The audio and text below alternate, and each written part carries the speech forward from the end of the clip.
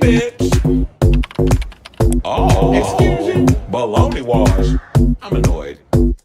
I'm just here to give my opinion and carry in. Oh, it's Kris Avalon Unfiltered, bitch.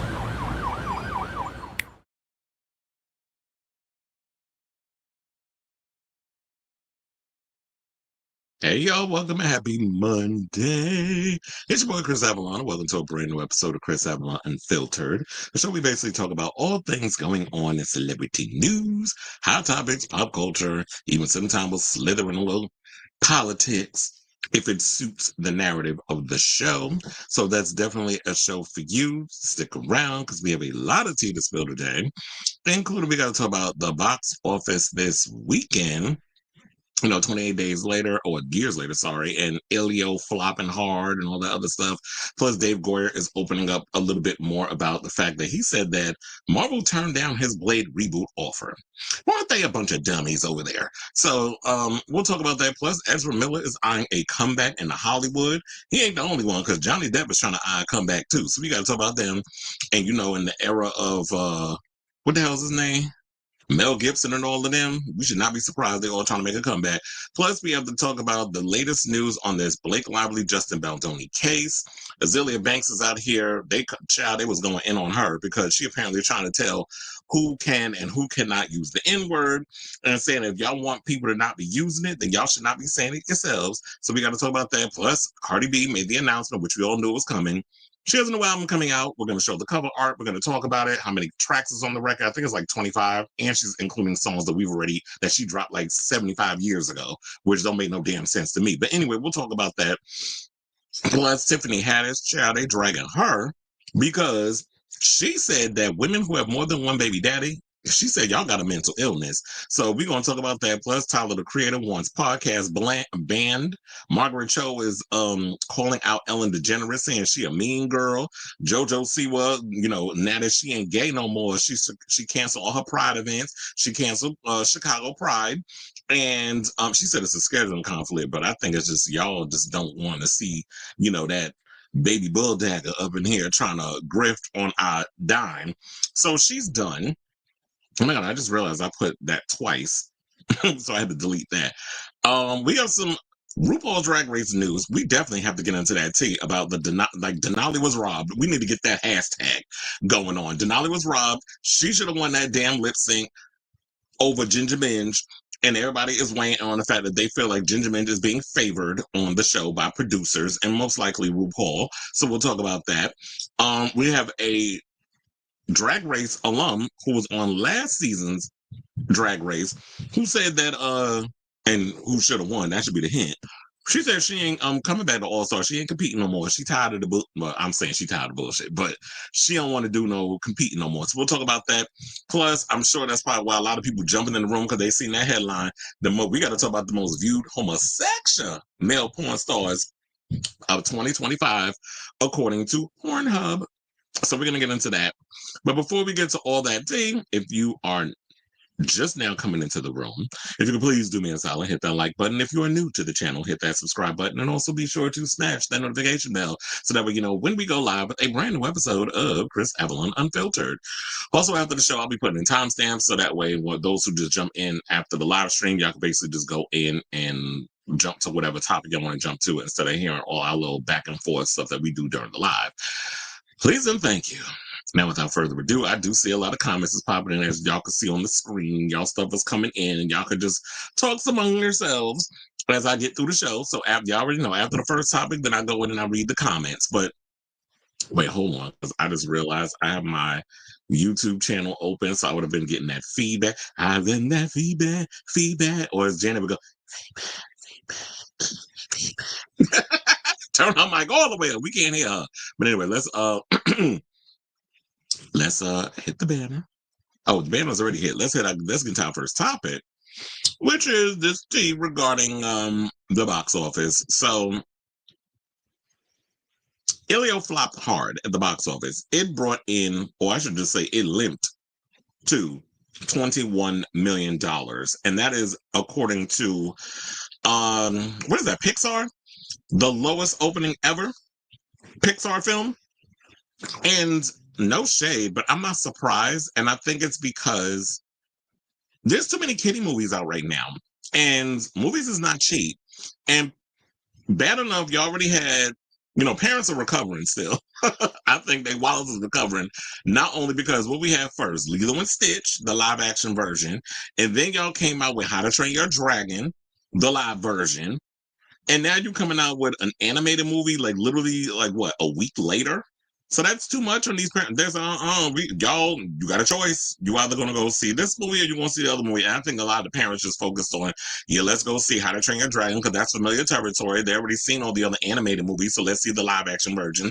The kids are familiar with Lilo and Stitch because their parents grew up on Lilo and Stitch, and now that they've got little ones, they want to show them all to that. So I feel like because they have that built-in foundation, that's exactly why those movies did well and Elio did not. So, and they probably be like, we could wait for Disney Plus for that movie to drop. It ain't that damn serious.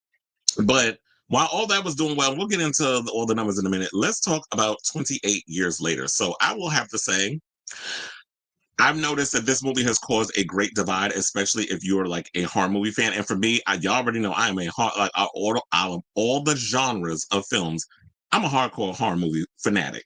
So when I went to go see this movie, like I love the original 28 Days Later because I feel like it changed the game in regards of how we perceived zombie movies. I know a lot of people want to go on this whole little thing. It's not a zombie movie. They're infected with rainforest. It's a goddamn zombie movie. Because number one, if you saw this movie, they actually refer to them as zombies in it. So if Danny Boyle and Alex Garland, who are part of the original film, call them zombies, I think that y'all opinion is null and void because the people who created the rage virus and everything that goes on with that have pretty much solved a 20-some year mystery because quiet as it's kept. It's technically 28 years later than I come out 28 years from the original movie. But technically speaking, I mean, if the people that created the whole situation says that they are zombies, then that's what they are because they mentioned it in the movie. But anyway, there were parts of the film I love. I love Aaron Taylor Johnson. I thought he did a great job. This little kid that you see right here, Alfie Williams, brilliant performance as Spike. Normally when I watch movies or whatever, and y'all got kids up in there, I'd be side-eyeing because I always feel like people who write children always write them to work. My root canal, y'all write them more like that little boy in that show, The Strain, The Strain season 2. Because season 1, that little boy was tolerable. I forget his name, Zach, I think was his name. Season 2, I wanted to dive through my TV and take that boy's life myself. That's how much I couldn't stand that little boy. And sidebar, I actually started rewatching The Strain because they added The Strain to Shudder. Even though it's already on Hulu or whatever, but Shudder just added it. So that's why I started doing a rewatch of that show because I was like, this show actually was pretty good. And I love the book. So I was like, let me just get back into the show. But anyway, that's vampires. But we're now talking about zombies. But I thought like everybody was good. Now the person that played his mother, Jodie Comer, who was right here in the middle, I thought she did a brilliant job as well. Ray Fiennes, of course, even his small little role that he did when he came in, he did a brilliant job. Why I know people wonder why he looked like that. He said because when you put iodine on you, the zombies don't like the taste of it. So that's why he douses some of that. He plays the doctor who Spike goes to take his mother to because his mother is sick, where she's got like some loopy mental situation going on. There might be some spoilers thrown up in here. So if y'all don't want to hear the spoilers, I might want to mute the thing or whatever until I'm done. But so basically how the movie started, Aaron Taylor Johnson's character, I can't remember his damn name, so we're just gonna have to call him Aaron Taylor Johnson in here.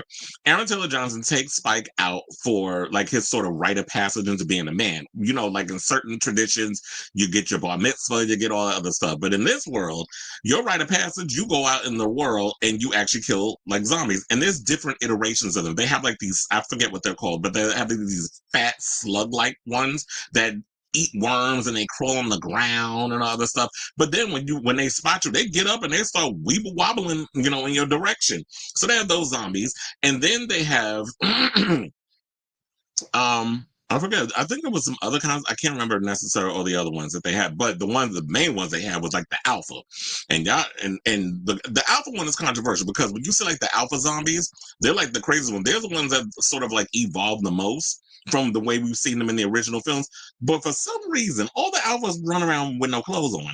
And when you see the lead alpha, who was like 7 foot plus, butters naked, running around with this ginormous penis, which I know like everybody is making a big deal about. It's a prosthetic, but nevertheless, um, everybody's running around making a big deal about, and his name is Samson, the lead alpha. He's running around, big old dingaling, swinging, running around, ripping people's heads off and all this kind of other stuff. And I was sitting there gagging the whole time. But I mean, that wasn't like the big issue. Everybody was making a big issue. I'm like, okay, I mean, as a homosexual, we've seen enough dicks in our lifetime. So that was nevertheless an issue for me. And then I know y'all probably wondering, like, where the hell this baby come from? Child, now they're exploring the fact that the infected can have children, all sorts of stuff, and then you come to find out the baby is not with the virus. So I was thinking, like, with the baby in the situation, why not just see if y'all could find somebody who could possibly find a cure for this virus by you actually taking the blood of a baby who was born from a zombie. Because I'm like, that would have been a pretty cool idea, which I kind of think it was like a play in, remember Dawn of the Dead, the one that Zack Snyder wrote? Well, Zack Snyder directed, but James Gunn wrote. I was like, that would be a pretty cool idea to explore with that. And I feel like also the zombie alpha thing were different iterations of the zombies and their exploration and how they've evolved. That was sort of explored in the, speaking of Zack Snyder, his what was it, Army of the Dead, they kind of explored, but he's not really trying to explore that world anymore, which I think is a damn shame. Because I was like, I like that film. It wasn't the greatest. There were some cool ideas in there, but to be honest, I would rather explore his zombie universe than that stupid Rebel Moon. I hated those freaking movies. So I just feel like I really hope that he dives back into that whole zombie thing. But I know, like, this movie was divisive in a sort of way because I like the idea of the whole rite of passage, him going out with his father, and sort of like this is his reiteration or his introduction to manhood. So he goes out and kills zombies. Then they come back home. The father basically makes up a bunch of stuff about Spike was like this big hero and all this other stuff. And then Spike doesn't really feel right inside because he's just like, this is not necessarily true, what you're saying. And, then what he does is he kind of goes off on his own when he's going to take his mother to find this doctor that he finds out about from someone that was actually watching over his mother while she was going through her episodes in the bed. I ain't going to tell y'all what she ends up being diagnosed with because Ray Fiennes kind of does his little procedural thing with whatever it is that he has with his limited resources and discovers what actually is her issue. So, I mean, unless y'all already know, then y'all could drop it in the comments. But, so then when she goes back, well, actually she doesn't go back. I'm not going to tell y'all what happened. But then Spike is kind of going through his situation like, you know what, I have to prove that I'm a man and all this other stuff because of all these things my father said about me is not necessarily true. So I have to come out here and I actually have to prove myself. So he drops the baby all back at the place that they're at. I kind of want them to explore that world a little more of this place that they live, which is like a island. And then they have like, a little runway situation that gets you there, but the only way you get there is like through the tides. This is them actually running back as the water is kind of going down, and then the what do you call it? Like the little runway that they have that gets them from one island to the mainland to their own little island. There's only a certain amount of time that you have because that tide rises up, and then there's no way you could get to and from the island. So you know, when all of this stuff happens, he goes, drops the baby off, then he kind of goes over, does his own thing. But the weird part was, it was like I was liking the tone of it all. There were certain parts of the movie that I didn't like, which was the some of the shot decisions. Like I told y'all on Friday, when they would go and they would actually kill the zombies, they would kind of do like this. It felt like it was very like something out of the Matrix. Like they would freeze the frame and then it would do like this whole 360, camera move around. I'm like, I don't like that shot. I think that's stupid. But I feel like he was experimenting. Danny Boy was experimenting because it's like, how do you make your movie interesting and stand out amongst the overwhelming amount of zombie movies that we've had since 28 Days Later? Because there's been so many iterations between The Walking Dead and The Last of Us and a bunch of other little zombie movies in between that it's like, how do we kind of stand out in this world that we've kind of like ushered in a way? Now, don't get me wrong, I'm not dismissing George Romero, because George Romero is the godfather of zombie movies, and I'm really looking forward to his daughter Tina Romero's zombie movie, which is Queens of the Dead. I'm looking forward to when that comes out. But when you're talking about this specific film, um it's like, yeah, how do you stand out amongst all the other ones that have come out over the years? So that's what makes it relatively interesting. And so there were certain shots about that. I didn't like the juxtaposition. Like there would be certain sequences of like when they would be practicing their war stuff, how they would bring in old war footage and put that in between, so it kind of had like this documentary look. I don't like the juxtaposition. It didn't fit in. It didn't work for me. You get an A for effort for the experimentation, but some of the shots didn't work for me. And you bringing old war footage on top of like, oh, people actually standing at their posts and shooting arrows at zombies. Like it just didn't. I didn't like that. Now let's get to this damn ending. So Jack O'Connell is in this film, who y'all know plays Remick in Sinners. He's in this movie. Actually, he comes in at the end because he plays this kid named Jimmy, who, if y'all see in the beginning of the movie where you see like the kids are sitting there watching the Teletubbies or whatever the case is, and then they get invaded by zombies or whatever the case is. He actually escapes and goes to the church. The church, that's when you see like the priest and the zombies, like my children and all that other mess. So he winds up getting away. They fast forward 28 years later. He becomes this older person by the name of, well, his name is Jimmy. And then they're starting to see like where there was this person that during one of the sequences, you see it in the commercial, where there's this guy hanging upside down and they kind of go in this abandoned house where I guess they're looking for supplies or whatever the case is. And the man is hanging and he's got like this writing carved into his body. And it literally says Jimmy. So people are trying to figure out who the hell is this Jimmy person, whatever. So he shows up in his blonde wig with rings on, and they all wearing tracksuits. And then all of a sudden they start back flipping off of like the top of rocks and stuff. Like, and all of a sudden it just went from being, this scary, weird art house action zombie movie to becoming a scene out of the Mighty Morphin Power Rangers. I'm like, what the hell am I watching? That was the part at the end. I was like, what the fuck is this? Like, what is happening? Am I having an acid trip right now? So they all start coming off, then they hit beating people up with nunchucks and spears and all this other mess. And then so we start to find out who Jimmy is. So I didn't understand like all of the other the little the little Easter eggs and stuff up in there until I did some research and found out who is this Jimmy character that this is based on.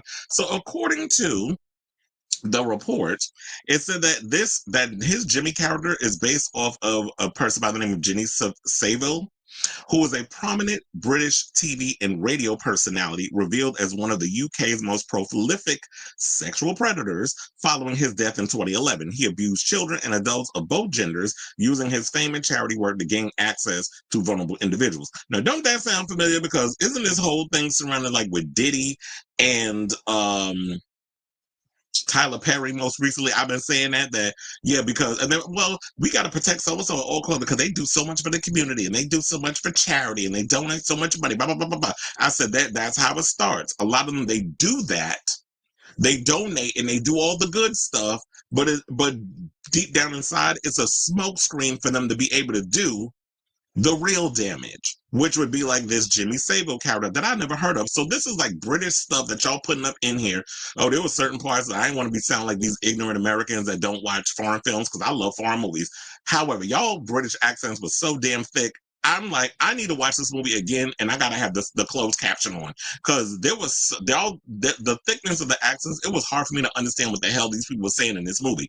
But nevertheless, like I said, the acting was great and all that other stuff. But to finish with this, they said his crimes were committed in schools, hospitals, and even on TV. 400 victims were ultimately identified, with the youngest child being 8 years old. The scandal that followed prompted widespread reforms in child protection and exposed systemic cover-ups within the BBC and other organizations. Now, they said that 28 days later took place long before Saville was outed as an abuser, and these survivors are essentially being trapped in the early 2000s. The UK is cut off from the rest of the world when 28 years later begins, means the Jim Will Fix It host is likely viewed as a beloved figure.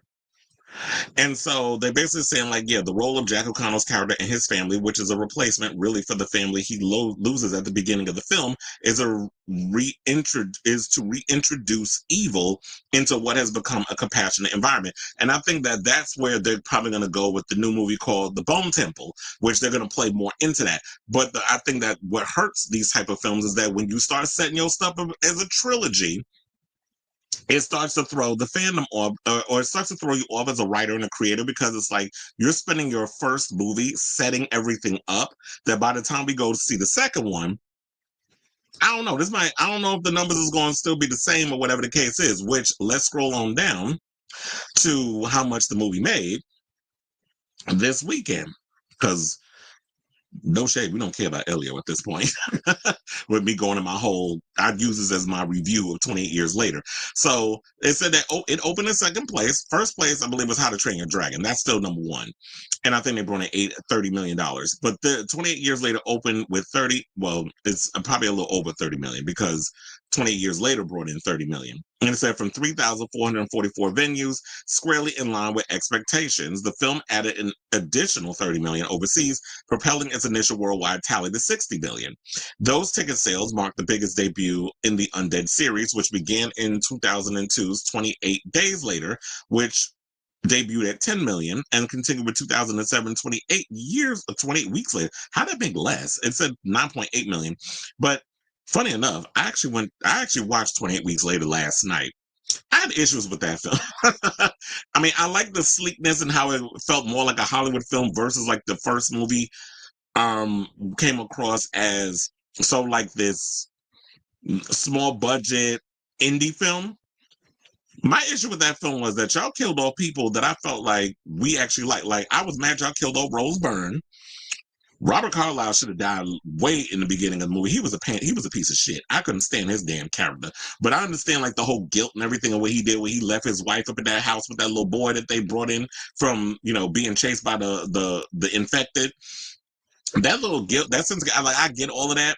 But and I'm mad that y'all killed off Jeremy Renner. That was unnecessary. Like, it was just a whole lot of stuff. And then that Andy child, the one that actually had like the two different, he irritated, that's a child that irritated my damn spirit in that movie, because he kept doing stupid stuff that caused a lot of harm and a lot of drama and a lot of stuff that was in that movie. But I get it. Y'all have to create these conflicts to keep the movie going or whatever the case is, whatever.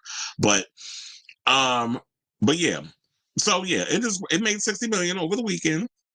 Congratulations to y'all. Oh wait, so How to Train Your Dragon brought in 37 million. So that's the number. And it only dropped 56% from its 83 million debut. So it's doing well. I'm sure they're going to get a live action version of that film. I mean, a sequel, How to Train Your Dragon 2. I'm sure it's going to be live action. But I wonder, like, in the animated films, they can't age them because it's a cartoon. Like, you could always draw the same person, the same age. But I'm sure that, well, now that the kid is growing in real life, you have to make him an adult. I mean, you have to grow him up. And then, seeing Gerard Butler in a big hit, that was a great thing too, because I'm a Gerard Butler fan. But yeah, so overall, did it feel like more or less I didn't like the movie? I felt like it was like I had my likes and my dislikes. It is a film that I feel like I feel like there's some people that are gonna love it, some people hated it, but I would say for me, it is something that I feel like I want to visit again, just to kind of get really into it and understand it more. Because I just saw it on Friday. I was like, it is what it is. Like, I didn't know how to feel about it, but I guess I exercise my feelings as I'm talking to y'all.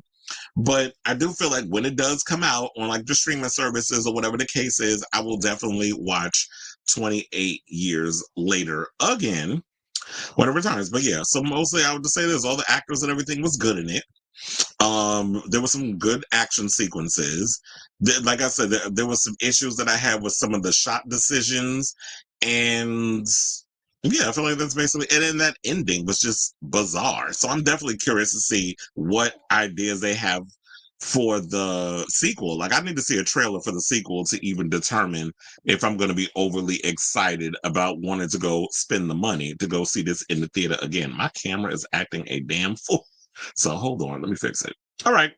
So I say all this to you guys. What do you think of this story? Did you check out 28 years later? What did you think about it overall? Did you like it? Did you dislike it? Did you not care to see it? Are you getting sick and tired of zombie movies altogether? Or, look, The Walking Dead, Daryl Dixon just announced that they dropping a new season in September. So the zombie phenomenon ain't going no damn well. I just wish they figure out what they do on some damn Blade, which is our next topic right after this one. So I definitely want to hear from y'all.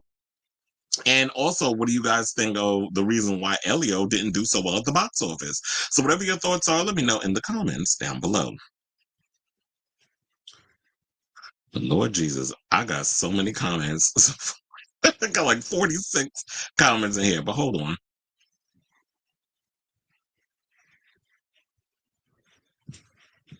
Okay, you said happy 10-year anniversary to Alaska Thunderfuck's debut album, Anus, which we love. Happy Monday. How you doing, Magical Mermaid and Sailor Mermaid and Onyx the X? Check your inbox. Mandami was given a narrative of waking up September 12th. There have been a lot of, if this is what, like, it's hot. I got the fan on the floor. Hold on, let me try to adjust it because I don't feel like it's really where I need it to be. I was on the struggle bus trying to figure out how to aim this fan. But anyway, because it is like 91 degrees outside, but it feels hotter in New York. So, shout out to Mandami because he's doing relatively well in the polls in New York in regards of like him being our next mayor, and we don't really vote until September, but we got like the other vote that we have to do tomorrow, but then we don't vote, well, not September, November. But yeah, Cuomo and them out here has been putting out a lot of Islamophobic posts and things of that nature, which has been kind of annoying. And we need a definite regime change because we don't want oligarchs and the status quo running the world anymore. I feel like because of Trump, people deal with Trump and his bullshit, but I always feel like the blowback always comes at the expense of other people. So when everybody else tries to run their campaigns and things like how he does, they end up flipping and they don't end up winning. So we start putting more progressives in, and they want to make progressive politics like it's a bad thing when it's not. I feel like more people are progressive in their ideas than a lot of people realize. And these centrists want to keep the status quo the same. Hence why you have like these double agents, like that ugly ass one, that lurch looking bastard with the stroke. The stroke victim, what's his name? Fetterman, that ugly motherfucker who thinks that he's so revolutionary because he walks around dressing like an extra on Skid Row. He thinks he's revolutionary because he walks around looking sloppy. And I'm like, you dressing sloppy is not a flex. Like you haven't passed anybody. It was like, I guess it was between him and, so I feel bad for the people out in Pennsylvania because that's who y'all stuck with for now. But it's between him and that other idiot, Dr. Oz. What has he been doing? Is he supposed to be in charge of like of one of the things? We haven't heard nothing about Dr. Oz in a minute. But anyway, let's move on. I think family films, in my opinion, do better on streaming services because I had no idea $75 for a family. Plus, it depends. I feel like some families are picking and choosing what they want to go see because, like I said, How to Train Your Dragon did well at the box office. Lilo and Stitch did well at the box office. So people are not going to go see every family film that comes out because, yeah, trust and believe, just for me alone, if I want to go see a movie, particularly if I go in like IMAX or Dolby or whatever, that's $30 just for one ticket to go see that film. And then if I want concession's going to cost me another $30. So I'm literally spending $60 just on myself to go to the movies, where I kind of do like my grandmother used to do when she was alive, which was sneak in food. That's what I be doing. Sometimes I be going to like when I went to go see the recent 28 years later, I went to the deli, got me a chicken cutlet, egg and cheese on a hero with mayo and ketchup, salt and pepper. And then I went to Starbucks and got me a coffee or one of them refreshers. And that's what I had. I was like, I'm not sitting there spending or ugas of money to go to the movies or get concessions. Like concessions not, and I would love to contribute, but also this recent situation with people putting too much Like the trailers, the amount of I heard like 40% of the people actually show up, but during the movie, I mean during like would sit with all the trailers and stuff because people get annoyed. Like they act like trailers are like damn near 30 minutes. Like the movie's supposed to start 11:30. Why am I waiting until like 11:55 for the movie to actually come on? So sometimes I'll be showing up late. I'm just see all these trailers I've already seen on YouTube.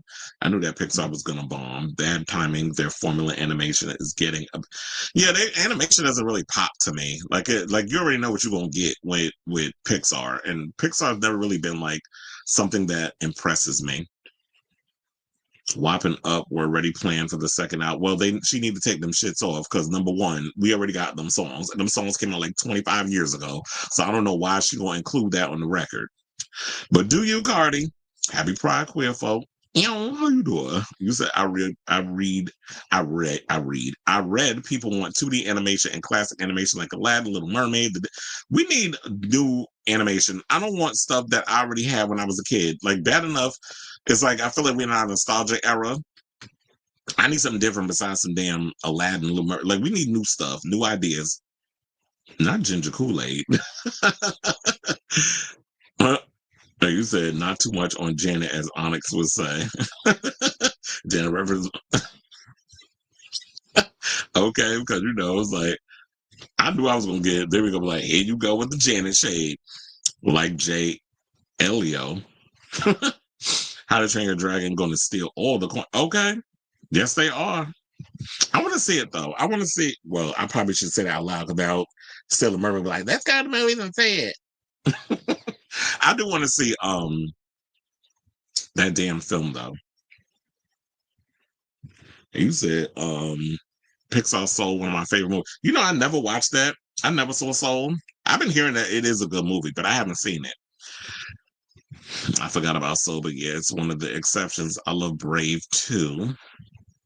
I heard Elio and thought of Call Me by okay. I forgot that wasn't that his name? Timothy Chalamet name in that movie? I heard Elio and thought of Call Me by Your Name. A lot of original movies that aren't attached to already established product or franchise. Yeah, that's what it's like. We want new stuff, but then when people give us new stuff, y'all don't go and support new stuff. I feel like the only new stuff that people support that's new and different, I guess, kind of falls in the horror movie category because a lot of original ideas with horror films have been doing relatively well at the box office. So that might be the only genre that's able to get away with it. I hear we're getting, yeah, we are, and the villain of the Toy Story 5 is a tablet,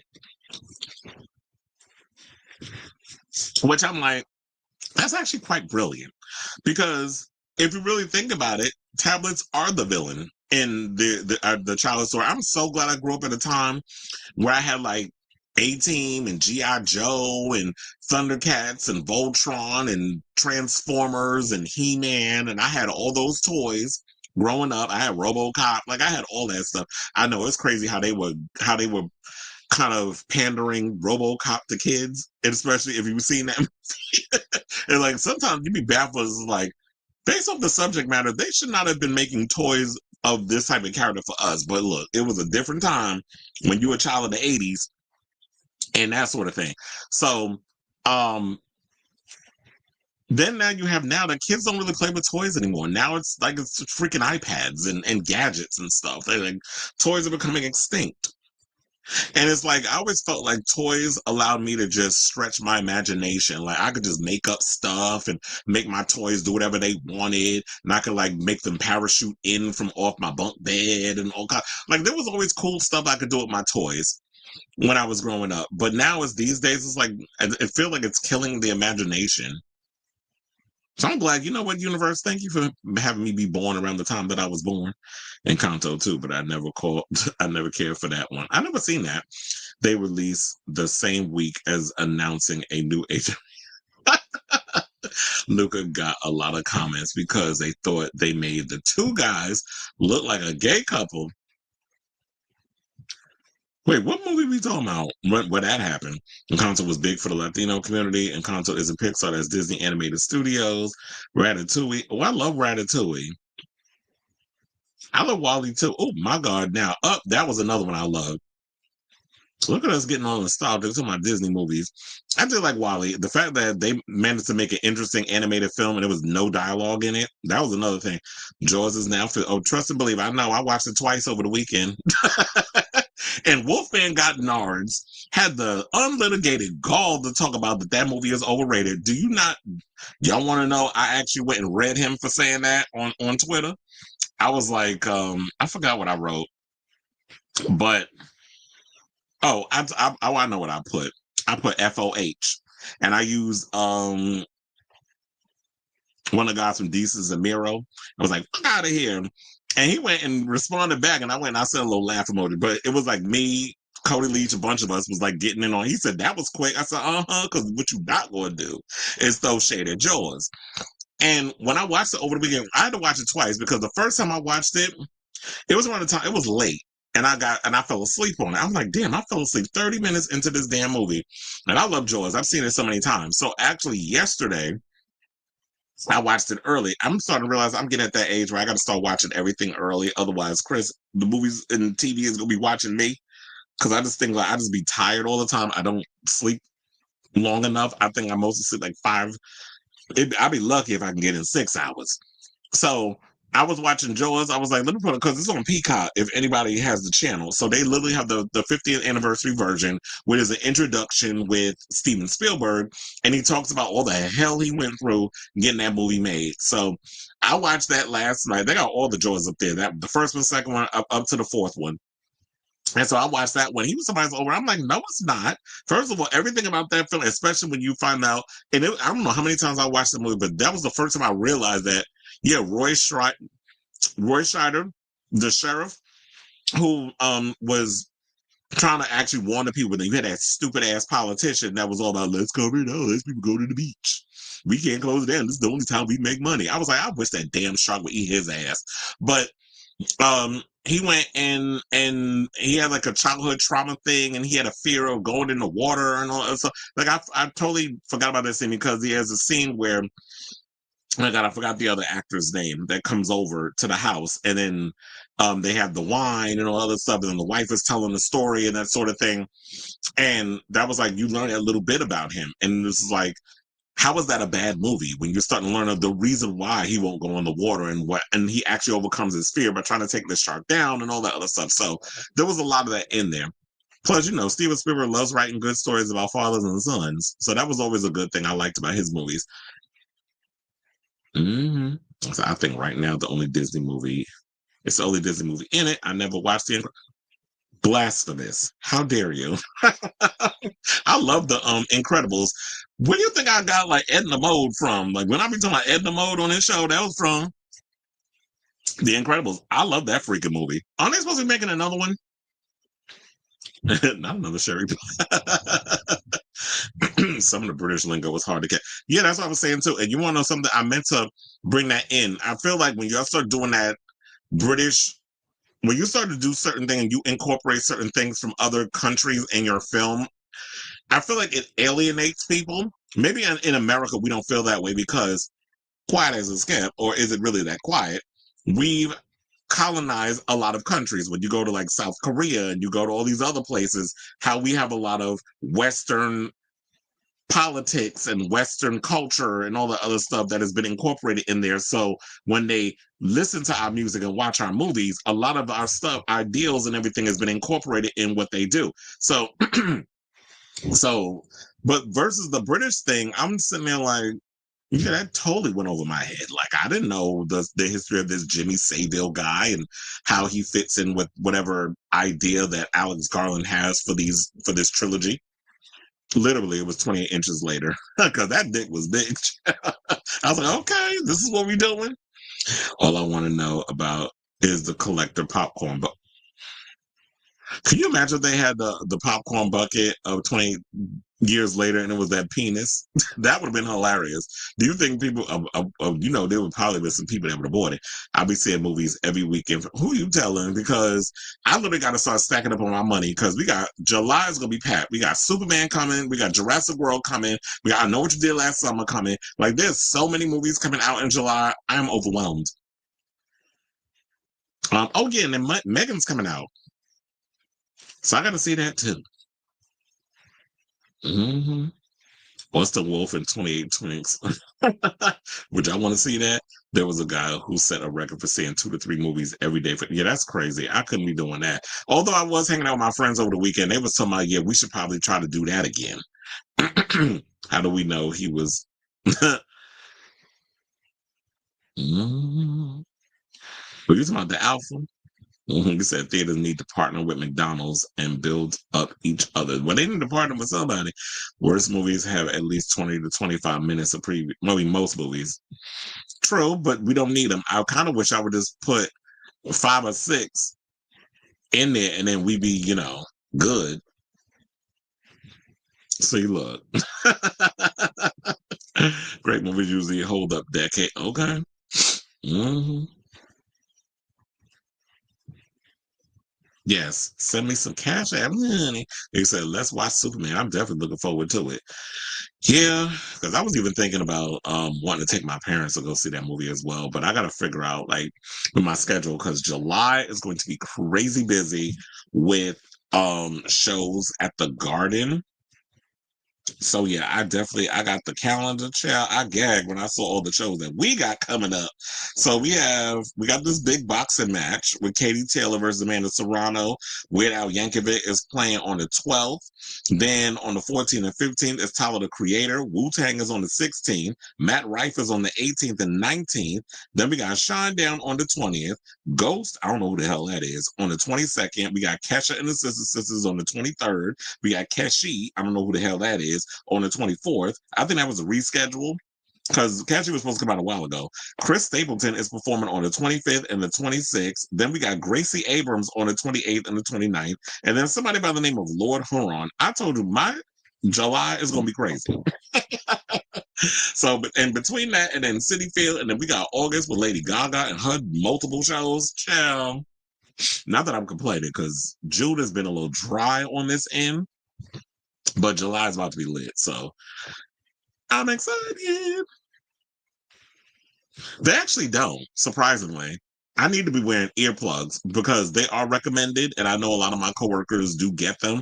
I should start wearing the earplugs, but it don't be that bad. For some reason, they've been able to level out the music and all the other stuff. Again, my ears surprisingly don't ring. But I don't want to end up in a situation like my grandmother, like my mother's mother, because she used to work at Pfizer and they used to tell her to wear them earplugs and she wouldn't wear them. Now she could barely hear and she wears hearing aids. So I don't want to end up in that position. So I think I should probably start wearing earplugs.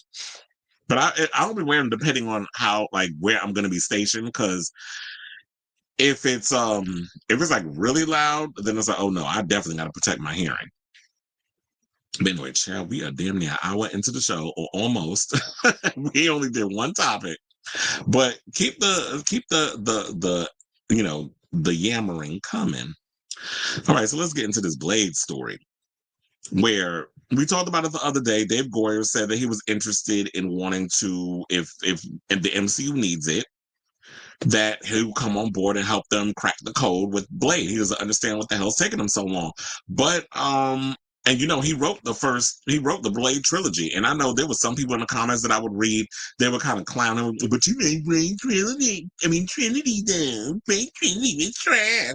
It's like y'all always want to be so quick to just focus on the bad movie versus the other 2 good ones that he gave us. It was just like he went through hell getting that movie made. Wesley Snipes has been a freaking nightmare to work with. It was a whole bunch of behind the scenes drama. That's also where we got that stupid line, cop juggling thunder cunt. I think that what's his name came up with that. Y'all should have been like, no, that's a cutting room floor line. That should not have been included. But nevertheless, Dave Goyer, who has written a lot of stuff, I think he wrote the upcoming season and final season of The Sandman. He also works on a show called The Foundation, which I love. That's on Apple TV Plus. But he recently said that he offered his expertise and the MCU, like a fool, turned him down. So, according to Variety, he said the following. He said, it's so funny. About 8 months ago, when not the latest hiccup hit, but like the prior hiccup, saying I had so many people that would say to me, dude, would you get in there on Blade? Would you just get in there? Whether it be friends or fans or people on social media, Goyer, who wrote the 1998 Blade starring Wesley Snipes, told Variety in an interview on May 29th, just after Goyer had said on a red carpet that Marvel should give him a call if they needed help on the project. Turns out Goyer had already offered his services by that point and had been turned down.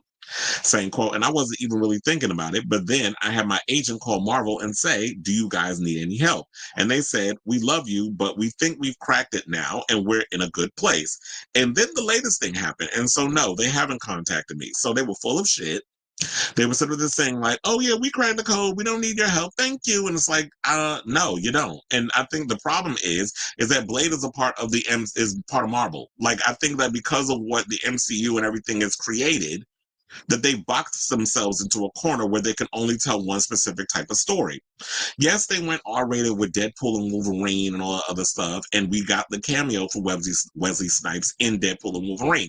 However, I think that because of what they got going on and everything with the MCU, they have not figured out how vampires and that whole supernatural situation fits within that world. I'm thinking they could have probably figured out a way to finagle that into Doctor Strange in the Multiverse of Madness. Maybe that could have been y'all little movie where y'all could have brought in supernatural demon vampires, all the other stuff. Y'all could have figured out a way to do that, especially when you brought Sam Raimi on board, who's made us the Evil Dead films and stuff. But it just baffles me how they have not figured out how to crack the code for this freaking film.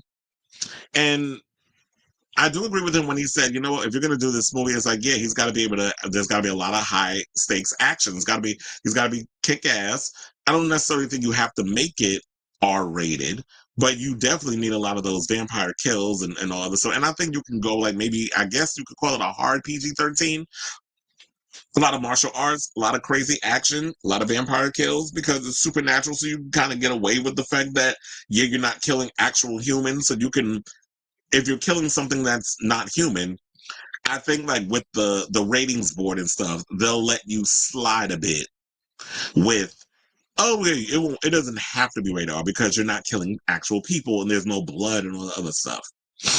It's just like the special effects of when you're disintegrating the vampires.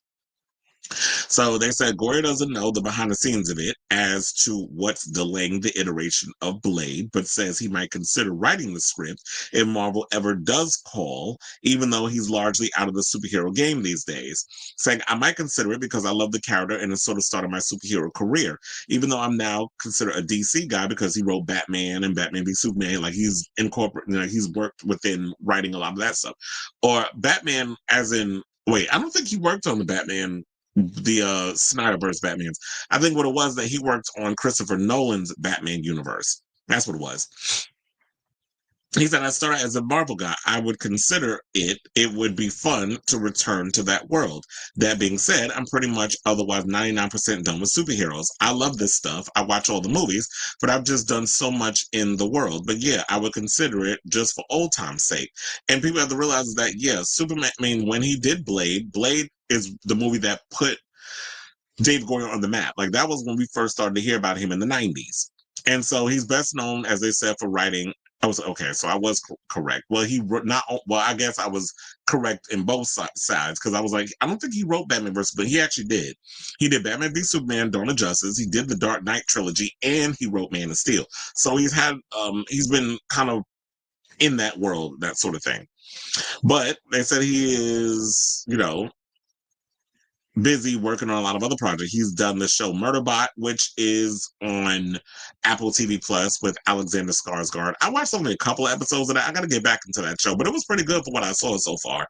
And then he worked on the first half of the upcoming second and final season of Netflix's Sandman, which he did reiterate to people that Neil Gaiman had nothing to do with the show because, all the sexual assault allegations and all other stuff is coming out. He said that Neil Gaiman was not on board dealing with the show, whatever, that he's been the one that's been show running things. And so that show comes out on July 3rd, which I'm actually looking forward to because I like the first season of The Sandman. And as I said before, he's worked on the show called The Foundation, which is really good. If you have Apple TV Plus, definitely check that show out. But the third season premieres on July 11th. So to wrap all this up, I definitely am a fan of Dave Goyer's writing. I like a lot of what he's about, and I definitely hope that Disney could stop being so damn stubborn, figure out what they're going to do with Blade. If y'all can't figure it out, then can y'all just like outsource it to someone who knows what the hell they're doing? Because I just feel like MCU is flying by the seat of their pants. They gag because they realize that MCU fans who have been invested in this cinematic universe for so long wasn't just going to sit here and watch whatever y'all throw at us. And now they're gagging. Now they're trying to figure out how to course correct with the ship after going in the wrong direction, trying to steer the ship in the right direction. And Blade is suffering at the hands of this film. But they did say something's coming in 2028. They added a fourth movie, whatever the case is. So a lot of people are speculating it might be Blade. Some people are speculating it might be X-Men. We won't know until that time comes and when they announce that. But in the meantime, I'm really hoping that they reconsider and that Dave Goyer comes on board, because clearly MCU, as much as I love a lot of the films that y'all have had, and yeah, y'all had some mistakes of films that have come out, I don't think y'all know what the hell y'all doing with this franchise. And if y'all don't know what the hell you're doing or what to do with this franchise, then let somebody come on board who can crack the code and knows what they're doing and can give us a proper Blade reboot. So I say all this to say, what do you guys think of this story regarding what Dave Goyer had to say about Blade? We need him back in the fold because, like I said, clearly the MCU and them over there don't know what the hell they're doing with this franchise. So whatever your thoughts are on this matter, let me know in the comments down below.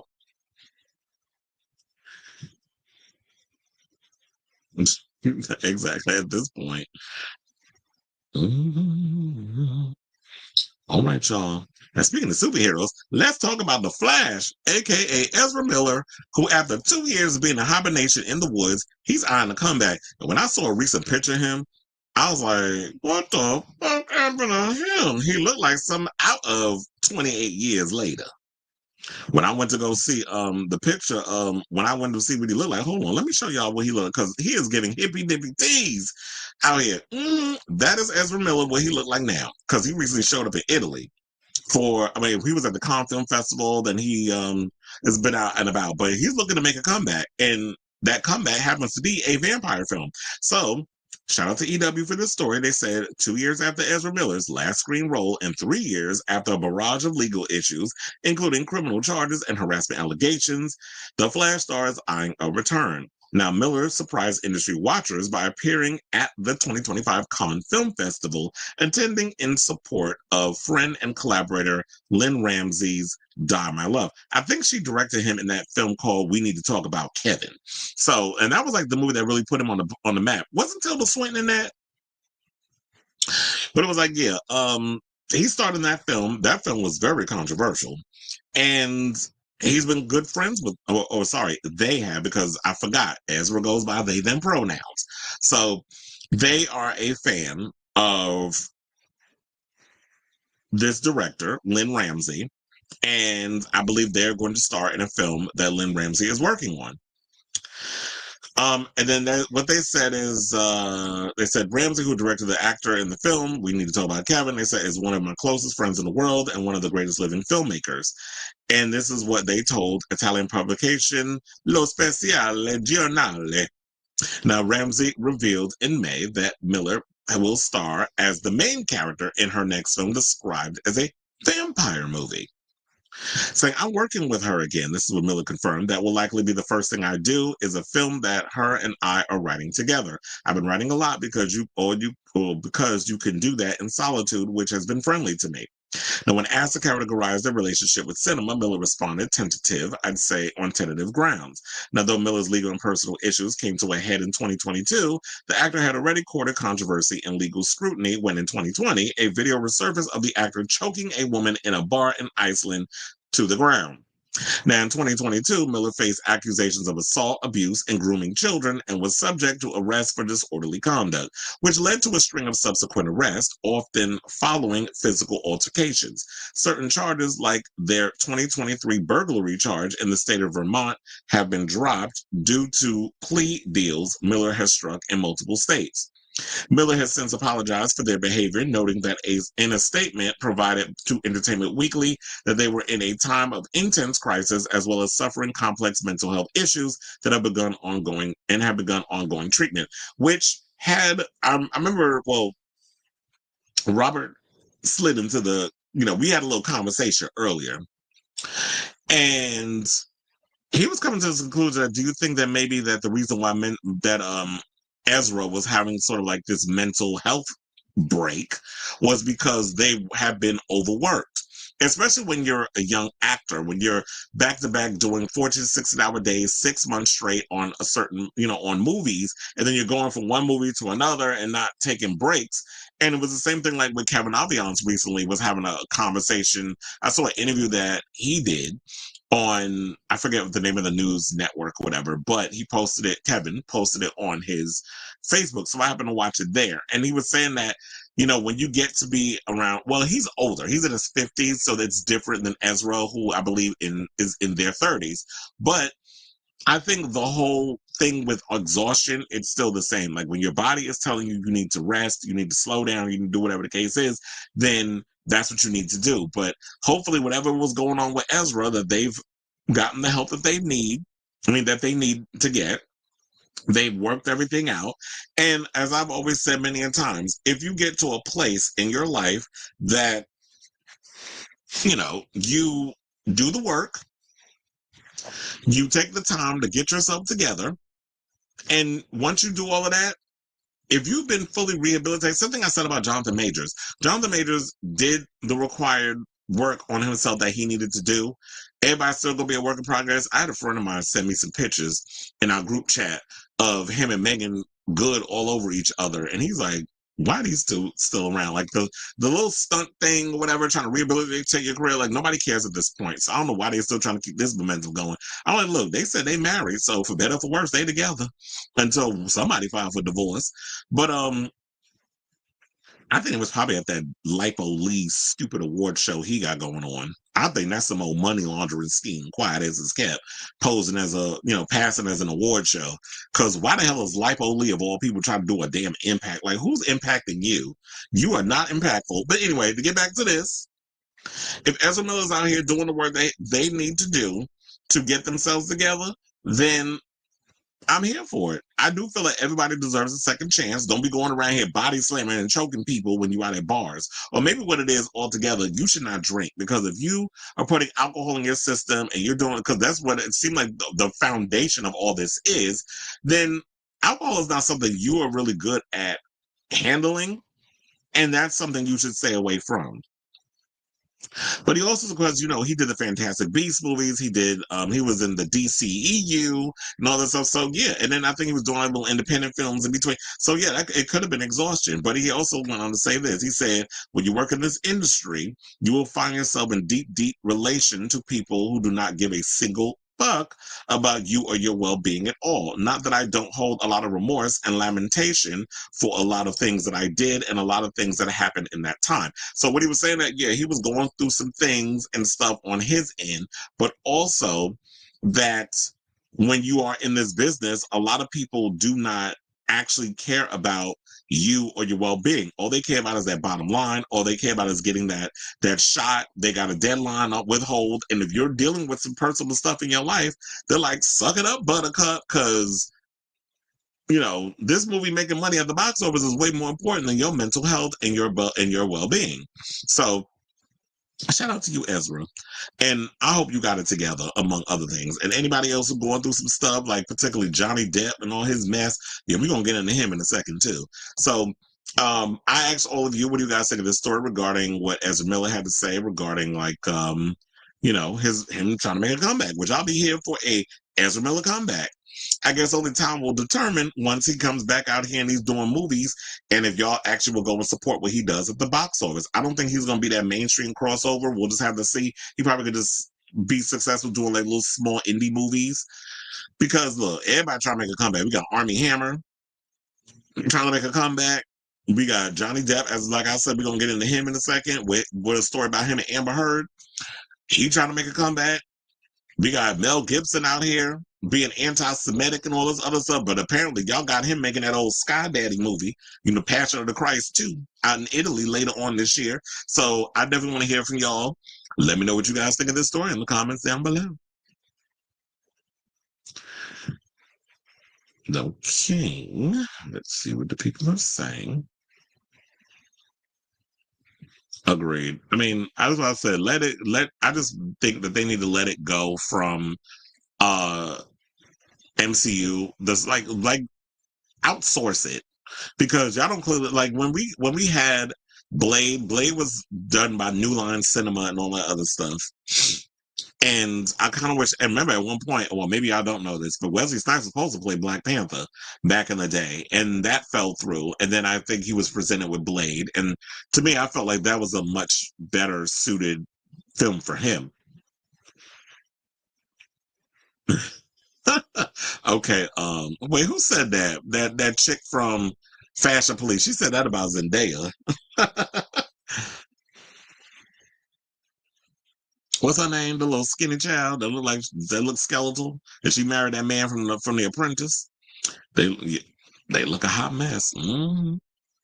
He said, I don't know if they have a stylist and that stylist hates them, or Ezra doesn't have any taste in fashion or hair care. He needs some of that Kenya, more hair care. I agree. If they are working on themselves for the better, I wish them luck. Okay, y'all. Now, speaking of Johnny Depp, let's get into him, because we did say we was going to talk about him. So he's reflecting on all that drama that he dealt with between him and Amber Heard.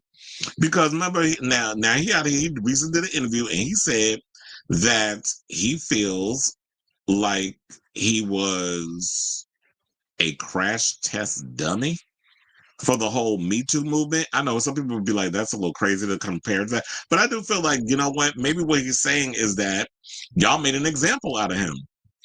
So Johnny Depp called himself a crash test dummy for #MeToo in a sprawling new interview with the Sunday Times as he sets out to promote the UK theatrical release of his latest directorial effort, Modi, 3 Days on the Wing of Madness.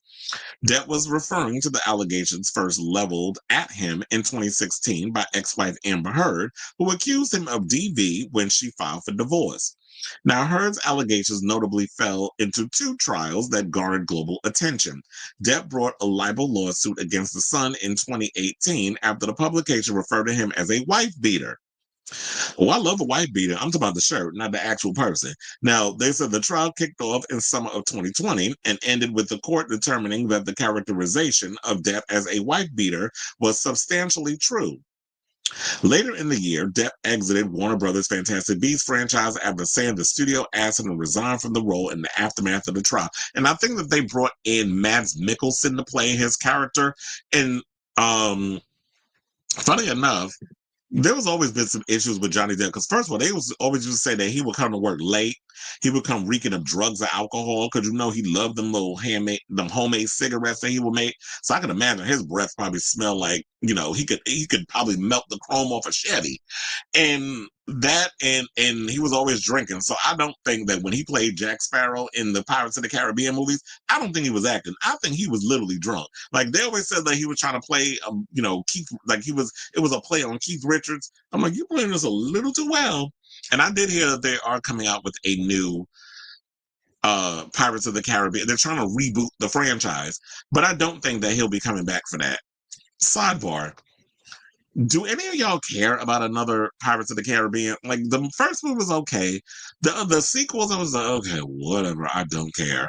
So I don't even know why they're even entertaining the idea of wanting to make another Pirates of the Caribbean. And I guess it's because everything in old in Hollywood is new again. They want to just go in and just look at old IPs and just revive what was, instead of coming out with something original. Because I get it. Like, original ideas, they're risky, they're expensive. Nobody wants to take that gamble. But Hollywood is always about gambling. I mean, it is a gamble. You never know what's going to do well at the box office versus what won't. What will versus what won't. So they also said that a second and even more highly publicized trial took place in the U.S. in 2022 after Depp sued Heard, in 2019 for defamation over an op-ed she wrote in the Washington Post, in which she referred to herself as a figure representing domestic abuse. The 2022 trial was live streamed on YouTube and became an online sensation. I kind of wish they would just live stream the Diddy trial, which I heard they're going to be this trial, I think, is coming to an end over on that end. So we'll probably find out by the end of the week if Diddy is guilty or not guilty, and how long he's going to be spending in the jail being cellmates with Austin Wolf. So they said the jury ultimately ruled that Heard did defame Depp in the op-ed, while also ruling Depp defamed Heard in the course of fighting back against her charges. Over the course of the trial, shock details about Depp and Heard's personal lives were revealed. Wasn't there one with one of them? Who was it? It was him or Heard. One of them shit the bed. They said, look, it had gone far enough. This is what Depp told the Sunday Times about the viral 2022 trial, saying, I knew I'd have to semi-eviscerate myself.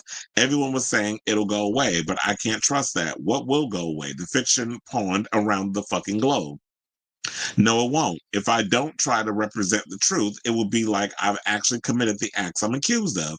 And my kids will have to live with it. They're kids that I've met in hospitals. So the night before the trial in Virginia, I didn't feel nervous. If you don't have to memorize lines, if you're just speaking the truth, roll the dice. Now, Depp said that he survived all the hit pieces, which he referred to as the bullshit that accompanied the trial, adding, look, none of this was going to be easy, but I didn't care. I thought I'll fight to the bitter fucking end. And if I end up pumping gas, that's all right. I've done that before. And here's the thing. Johnny Depp got enough money to last him a lifetime. Don't he own an island? So Johnny will never have to work. He made enough money doing Pirates of the Caribbean, plus all them other films that he was doing over the years. I grew up watching Johnny Depp from like 21 Jump Street, him being in A Nightmare on Elm Street in the first one, and so many other things. I'm not necessarily excusing his behavior. However, I do feel the same way. It's just like if somebody's out here accusing me of being a wife beater and stuff when it's not true, and you sitting out here trying to do what you did then, what Blake Lively is doing now with Justin Baldoni. Like if you're trying to pull one of those little stunts and shows, I can't trust on, oh yeah, if you don't address it, it'll go away. No, it won't, because we have something now called court of public opinion.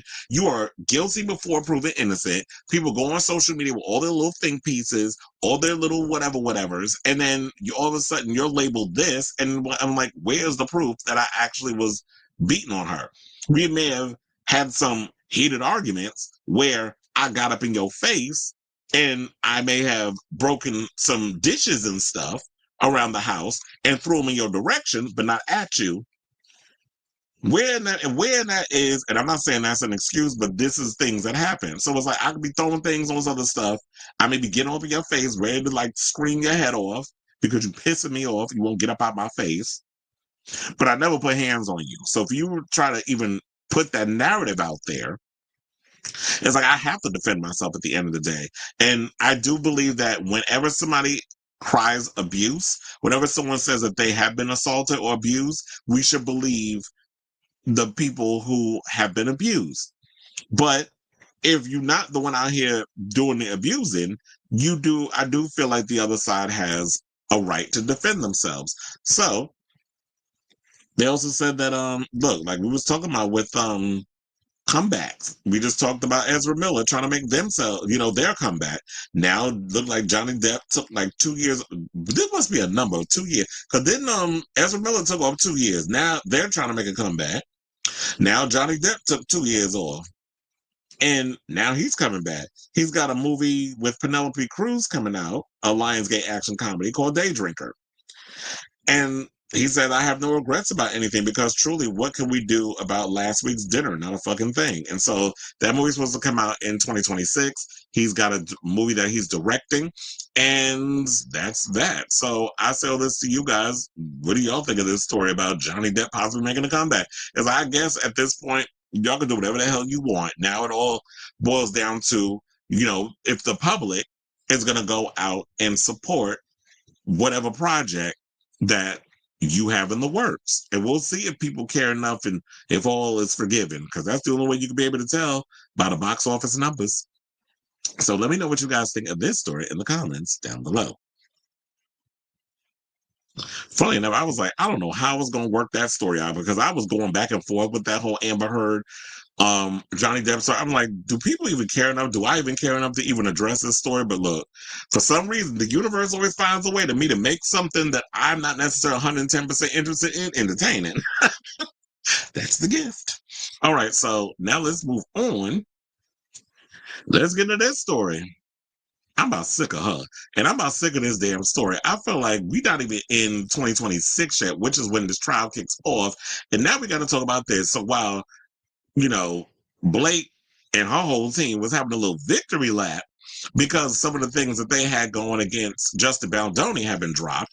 It looks like the judge is allowing her text between Taylor Swift pertaining to "It Ends With Us" to be permissible in court. So after Taylor Swift was brought into the middle of Blake Lively and Justin Baldoni's legal battle, the pop star was allegedly present alongside Blake, Justin, and Ryan Reynolds, praising Blake's "It Ends With Us" script rewrite.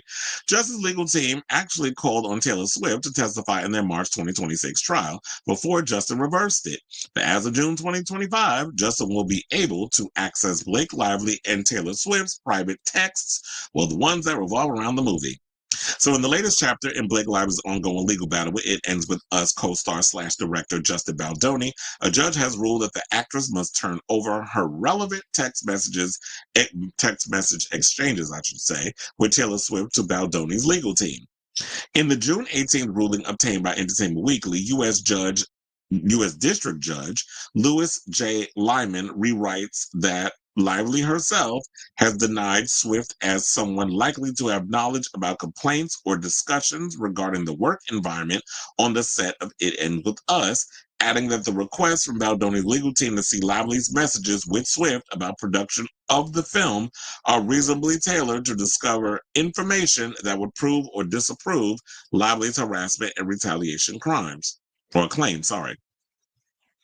Now, Lively's legal fight with Baldoni began in December 20th, 2024, when the actress lodged a complaint against Baldoni with the California Civil Rights Department, accusing him of sexual harassment on the set of the film and later launching a sophisticated, coordinated, and well-financed retaliation plan against her if the allegations went public.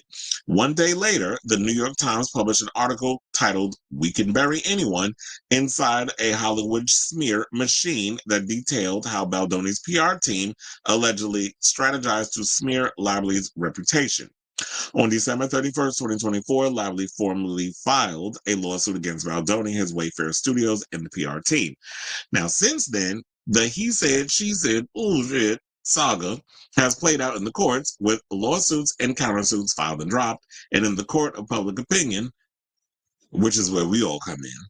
Now, in February of this year, Baldoni launched a website featuring the full text of his countersuit against Lively. Later that month, Lively's husband, Ryan Reynolds, joked about the lawsuit during SNL 50th anniversary special. And well, you can look, there's a bunch of back and forthness that's been going on since then, where it's just like, I had to even check out at one point because I'm like, okay, this is just too damn much. And it just becomes overwhelming after a while to try to keep up. Kind of like this current political administration, because it's hard to keep up with all the bullshit and shenanigans that's going on with this president.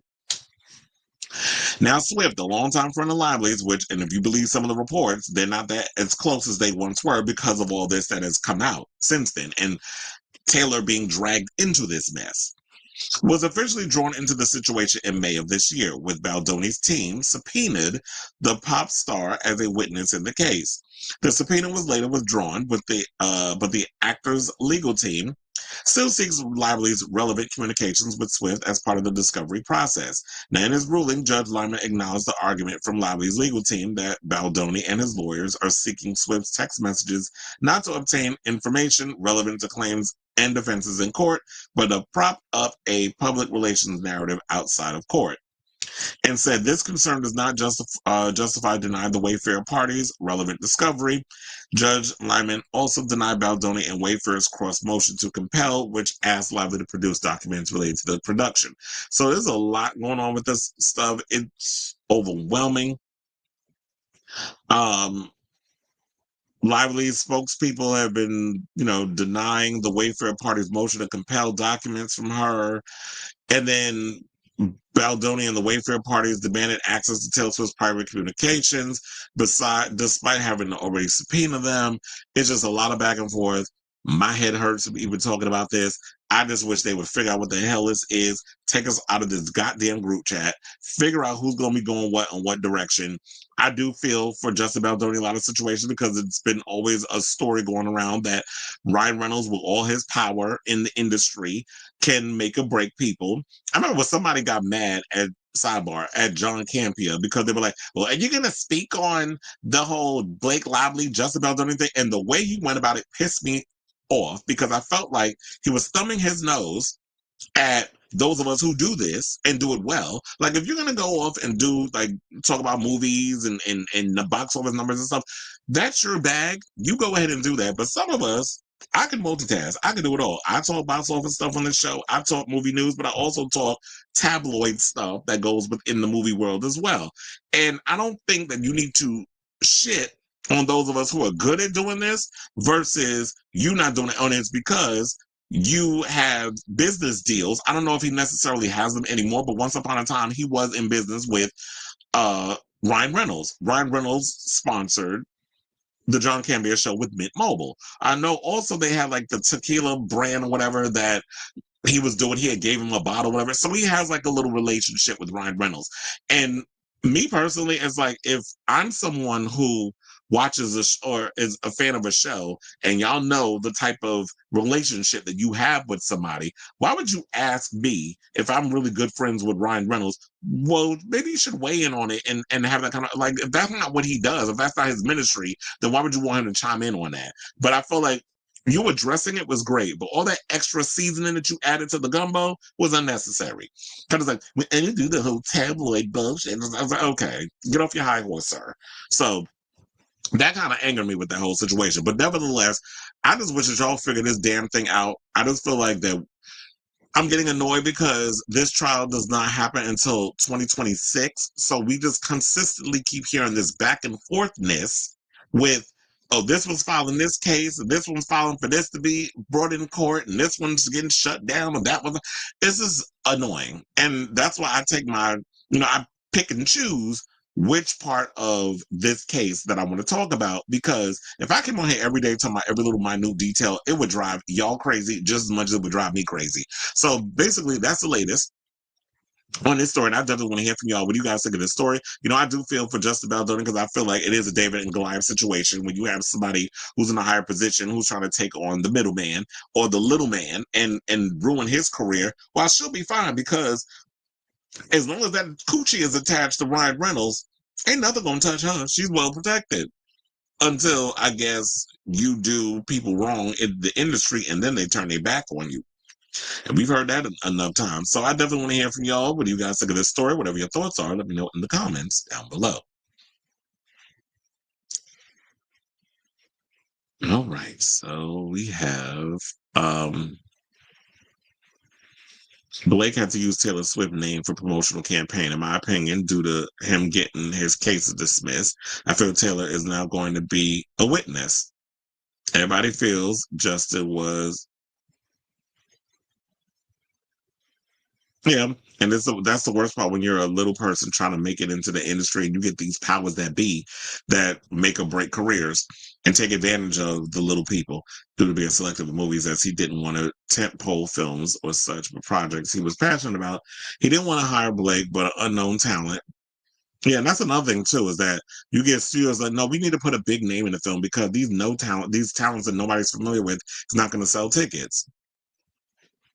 Yeah, I think you get way more freedom and leeway when you do TV. So sadly, Me Too is often accompanied by the statement, believe the women, and some women do falsely use that.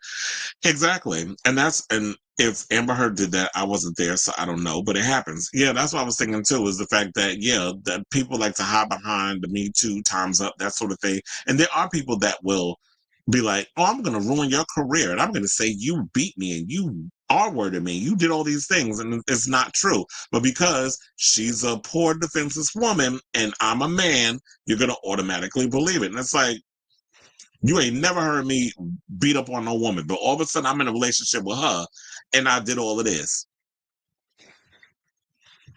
But yeah, we should believe people to a certain extent, I should say. There's a lot of channels covering, especially without a crystal ball, just because some Zionists and MAGA gays cover it. Wait, what are you talking about? A lot of channels covering. You talking about the Justin Baldoni, Blake Lively situation? I just want this. Who are you telling? I want this over with too. I'm tired of talking about it. So maybe I'll stop talking about it until something major happens. Oh, Lord Jesus. So let's get into this troglodyte. Let's talk about Azealia Banks, because now she has come under fire because Miss Mamas is out here trying to tell people who can and cannot say the N-word. Now, it all started because there was this Mexican artist who's been out here saying the N-word, and apparently people getting mad, being like, you don't have a right to say that. He be like, because of where he grew up and he loves black culture and all this other stuff, that he can go around and saying that he ain't the first nor the last. Because I remember I saw this video where there was like, I think it was talking about, I think it was this whole thing with ICE and picking up Mexicans and stuff, and you see like these hood Mexicans, ding, ding, ding, ding, ding, ding, ding, ding, ding, ding, ding, like every third word, and people in the comments was like going in on them for saying that word. I'm like, look, the way that this shit roll off the tongue with some of them, and you think it's bad in LA, come to New York, particularly the Bronx. If you want to hear a lot of Puerto Ricans and Dominican, I ain't no black, you hear a lot of them Dominicans and them Puerto Ricans. I ain't saying all of them is like that, but there's some that I know, like my cousin and stuff, who are Puerto Rican, they thrive and they are proud of their black side. They do not hide from it. They don't run from it. But I know people who do. I ain't no black, but y'all be the main ones out here with that N-word.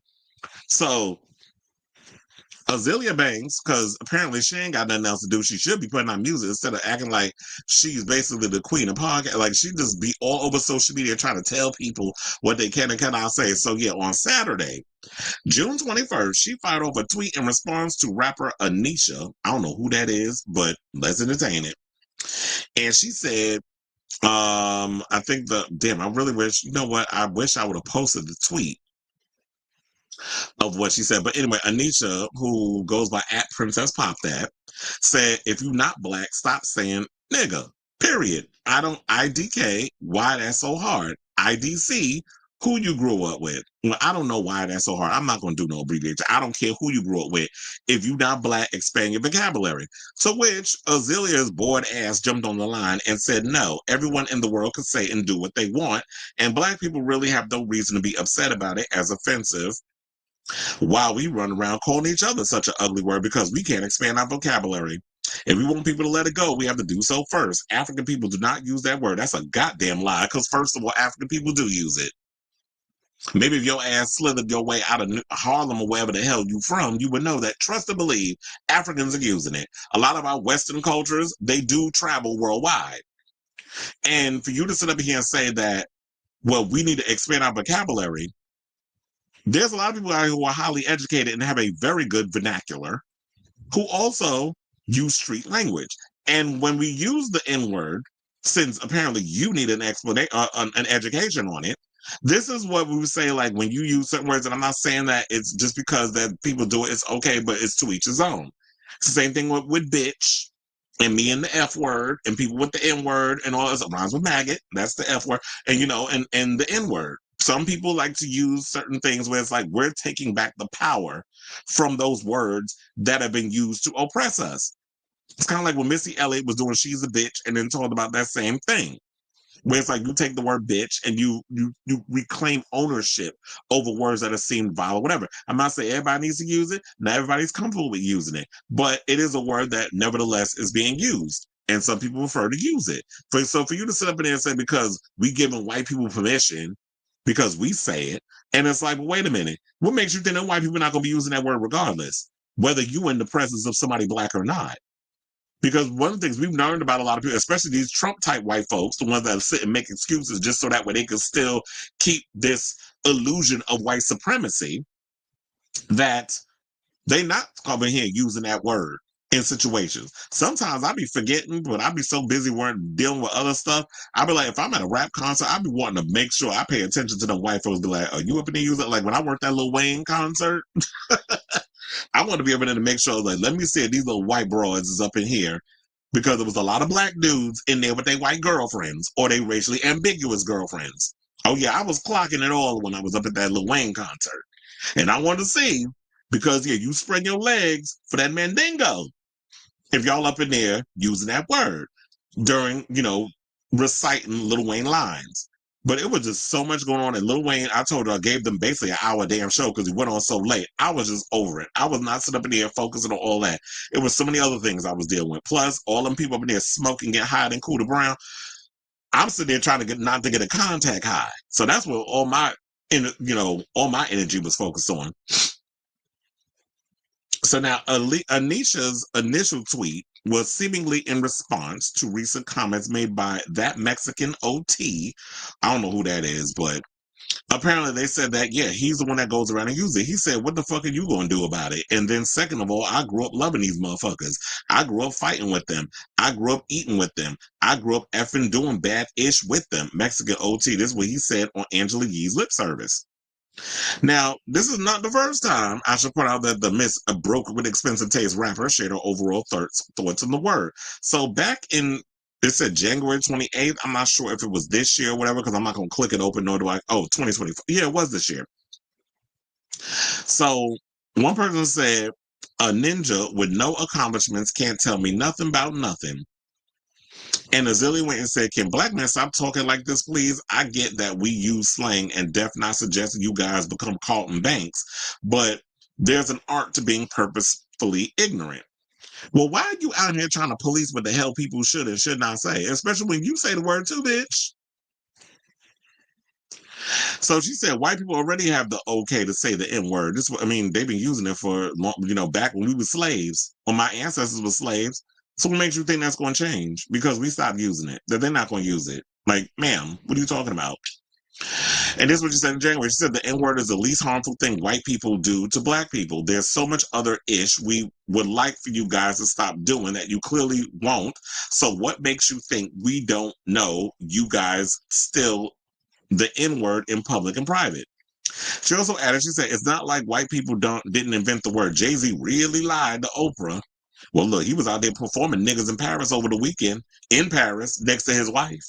So, what you talking about, Willis? And said, we reclaim that word. Absolutely not. The word is still property of white folk, which in fact makes you lot the original. Actually, the only ninjas, well, she used the hard ER too, Chad, on earth, if anything, black people, and she used it quite a few times when I'm about to read this. She said, if anything, black people should stop calling one another ninjas and start calling you guys ninjas. See, I'm saying that on purpose so y'all know. Because you guys really are some fucking pink-faced, ignorant, pork-eating, sister titty-sucking, cousin fucking niggers. All are the original didn't do nothings. Damn. Now, in April, Banks responded to a profanity-filled rant by Kanye, where he made anti-Semitic comments and used a homophobic slur. Well, I'm not going to play that because the boy do look halfway retarded. But I'm going to read y'all this long-winded post that she wrote. She says, see, the freedom doesn't come from stepping yourself deeper in negativity. Kanye is, I call him Kanye, but that's not what she wrote. Kanye is making no statements by once again trying to co-opt Azealia's philosophies about the irony of having been persecuted for saying "ergot" by the same people who are happy to indulge in my use of the N-word. The freedom comes from speaking positively about yourself and your people. House is Okay is the first rap song I wrote and with the intention of consciously not saying the N-word, and Fantasy 2 will not have any use of the N-word anywhere. There's a reason why I've abandoned so many other songs, because Elegua said no. Yamaya does not approve of that word. Who are these Orishas that you be worshiping? One thing I've noticed about very rich and happy black people is that they never use the N-word. Now, I don't believe it, because I wouldn't be surprised if you got Miss Mama Oprah out here saying that word. But if that's what you believe, then you entertain that, sis. They said, I will have what they're having, please. In fact, I'll take two. Thanks. So, yeah, that was her long-ass tweet against Kanye, who was out here using anti-Semitic and racist and homophobic slurs because he wanted attention. So, what else did she say? Oh, I'm like, did I read that? Oh, so she went on and said that she said, and it's an effort that must be made, and I'll definitely slip up, but I'm consciously and actively trying to quit the N-word so much.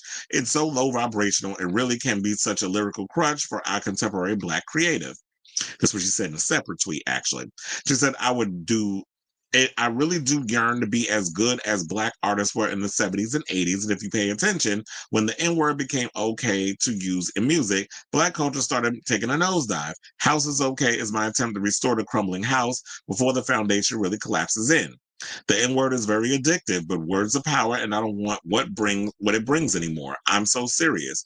Well, here's the thing: if that's what you want to choose to do, then that's great. If you want to be the change you want to see in the world, then that's great. But unfortunately, Azealia, ain't nobody checking for you or your music. So how people gonna know? But of course, people jump on the line and decided to read her for some of the stuff she said. Now the names have been blurred, so I don't know who said what. So I'm gonna just read y'all what the people's are saying. One person said Azealia Banks is the type to gatekeep blackness when it's trending. Then for the second, a white rapper bats their lashes. This ain't about free speech. It's about her craving relevance more than she respects her own people. Loud, wrong, and consistently embarrassing. Another person said, but you want the black community to feel bad for you because a white man spit on you unprovoked. I think it was around the time when she went down to I think it was a movie thing that she was working on, and there was a situation that happened. I think RZA was there and a whole bunch of others. There was a movie that I think she was supposed to do with RZA, and I forget who else was supposed to be a part of that. Was it Russell Crowe? It was a whole situation where they were saying like a white man spit on her. And then also, then the last, but certainly not least, another person said, and this tweet is why I will always double down with every white person at that party. White person at that party should have spat on you. YTF do have to not use ninja as part of our cultural dialect to appease other cultures and races because it's not inclusive. Our vocabulary is as culture is expansive, and it includes the word ninja. It's always dumb asses like you who want to appease the same others that spat on you. No other race or culture has this discussion with other race or culture but us. It's not a discussion, debate, or a teaching moment. So I just feel like it's gonna be a back and forth situation. We just gonna have to agree to disagree in a whole lot of situations because you already know when it comes down to that word, it is divisive, especially when it comes to how people want to speak and take ownership and stuff in marginalized communities. So I definitely want to hear from y'all. What do you guys think of this story? Because I feel like I gave enough of what I need to give regarding that topic, but I definitely want to hear from y'all. Do you agree with Azealia, or do you feel like she just need to go shut the hell up and find somebody that could make her some damn beats so she could shut the hell up and make some music instead of always asserting herself, not minding the business that pays her, as we all like to say. So let me know what you guys think of this story in the comments down below.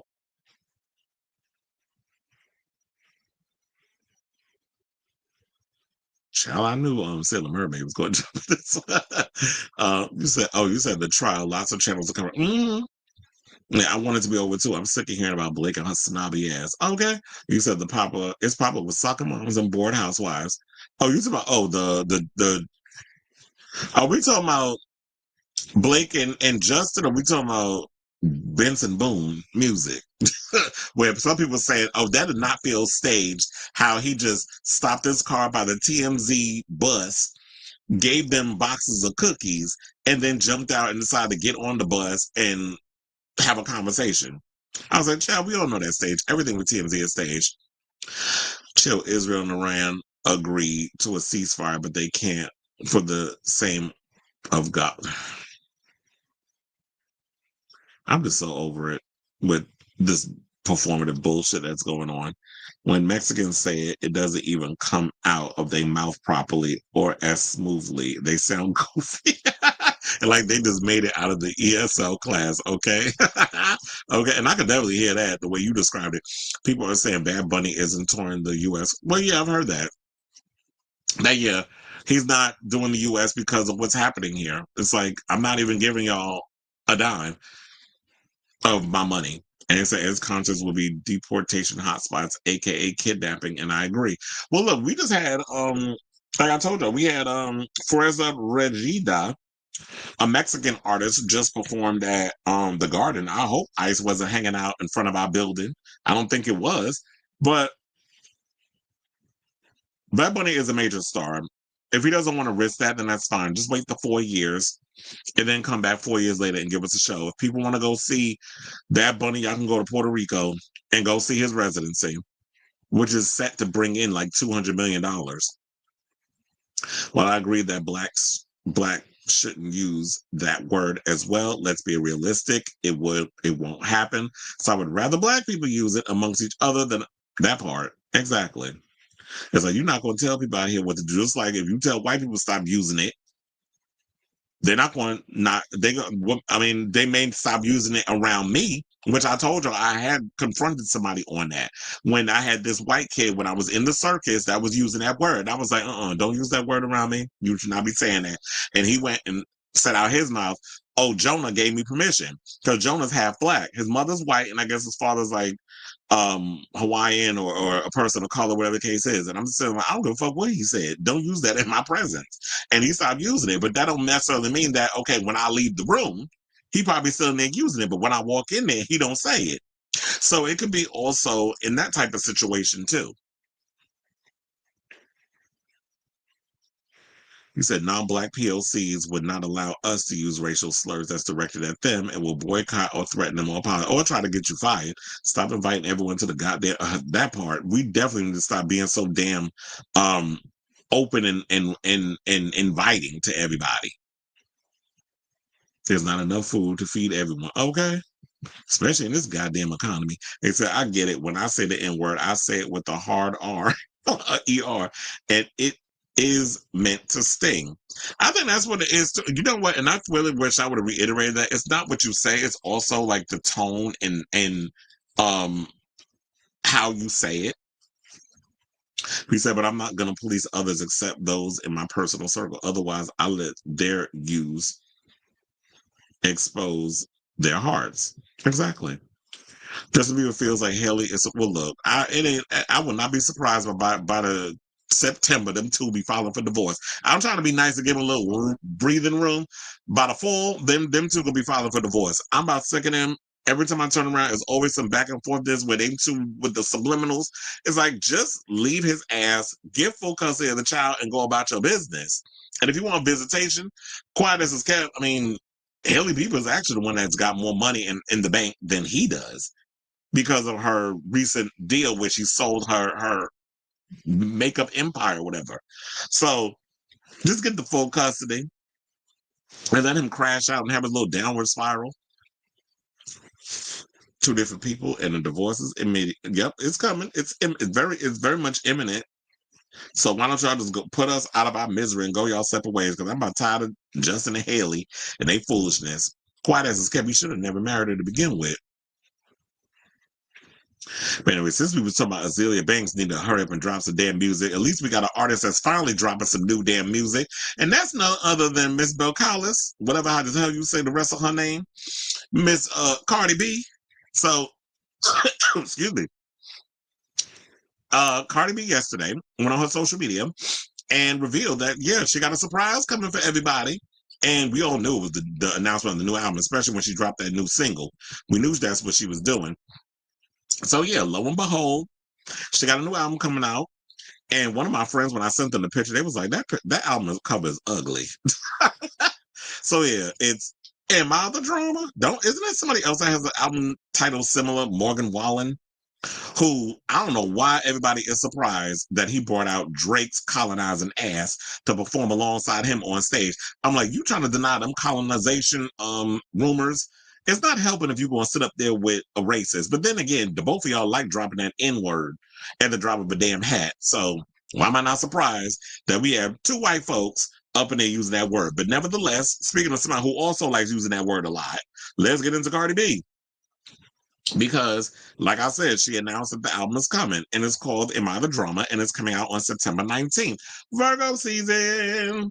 So now, more than 7 years after the release of her Grammy-winning debut album, Invasion of Privacy, they said Invasion of Your Privacy, but it's Invasion of Privacy variety. You made a mistake. Cardi B has announced that the follow-up is finally coming.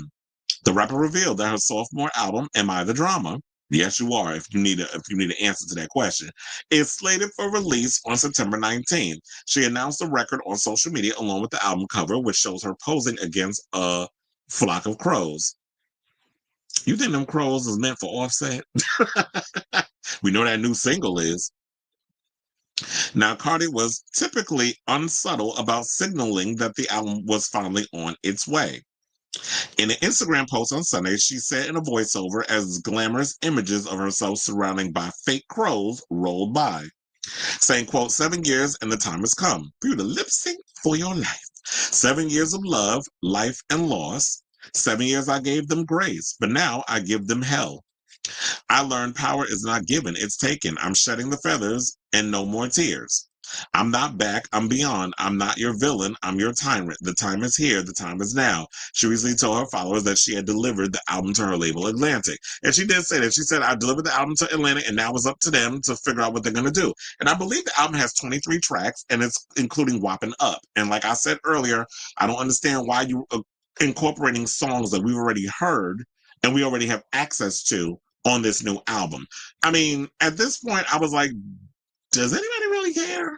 At this point, like, is it 7 years too late for a Cardi B album? Especially when we had so many girls that have come out with multitude of music. Like you had Lotto, we have Glorilla, we have Megan Thee Stallion. I would not be surprised if Nicki Minaj is going to try to release new music around the time because remember, she is working on the follow-up to her last Pink Friday album. So, and she did. I don't know. Did we talk about that recently? I think I might have done an article. I don't remember if I actually talked about it. Maybe I did. We talk about so much of this show. Y'all can expect me to remember every damn thing. So there's been so many other female rappers. I mean, what's her name? The one that looked like a walking STI. Sexy Red doesn't release music. Like there's so many people that have come out from the female persuasion that have released music. Is like, is there room for Cardi B to drop some music, and is it gonna really stand the test of time? I know she be in her feelings about, oh, well, I don't know how people are going to take the music, so on and so forth. I'm like, look, art is subjective. Some people think like your music is whack. Some people's going to love what you do. I've heard some people say you need to go back to your old ghostwriters. You know, people always going to throw reads and shady comments and stuff in what you do. And you have to just kill the noise, stop being an emotional Libra, just put the stuff out there and let the chips fall where they may. And just focus on taking care of your kids, promoting this music, the music videos, doing stuff for that. And if you're planning on doing a tour in 2026, that's what you should be focusing on. But I do feel like maybe the reason why it's taking her 7 damn years because she was running behind that goddamn community dick Offset when she should have been out here focusing on her damn career. That's what she should have been doing. But you was focusing on that man, that bum, who basically just kept thinking, I'm gonna just keep putting babies on her and keeping her occupied while I was out here being community dick to a bunch of other broads.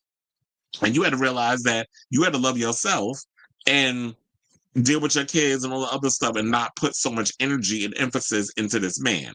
So I'm glad that she finally got back on her music grind. I feel like because she's made so much money in other places, she really didn't need to put out music. That music is probably just a hobby at this point. But the fans have been clamoring for it. The Barty gang wants it. And I'm glad that she's giving the Barty gang what they want. So now people can shut the hell up and she could put the music out and people could just say what they say.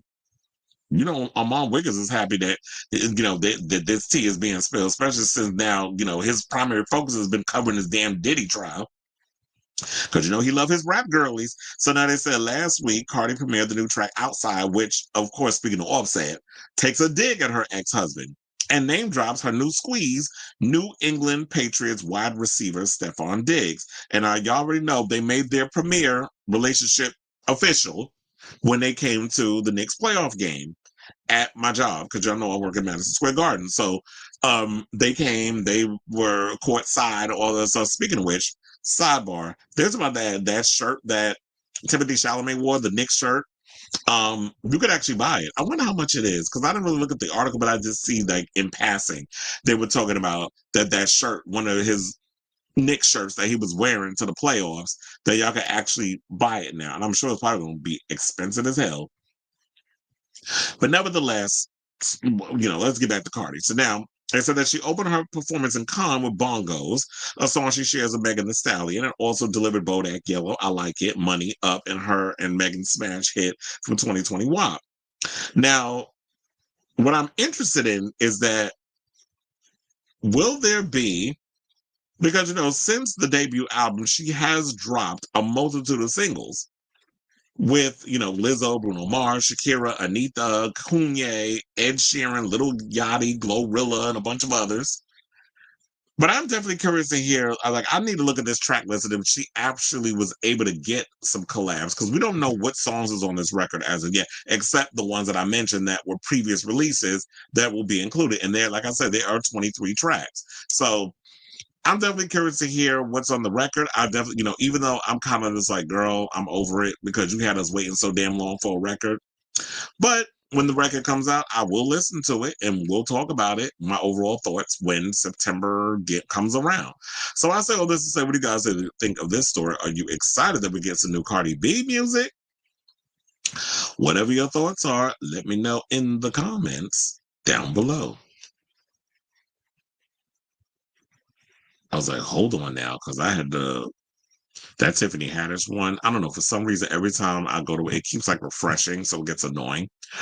All right, so let's see what the people are saying in the comments, and then we'll get to our next topic. Indeed, she's like, am I the drama? And Morgan Wallen has a song called "I'm the Problem." I don't even have an album called I'm the Problem.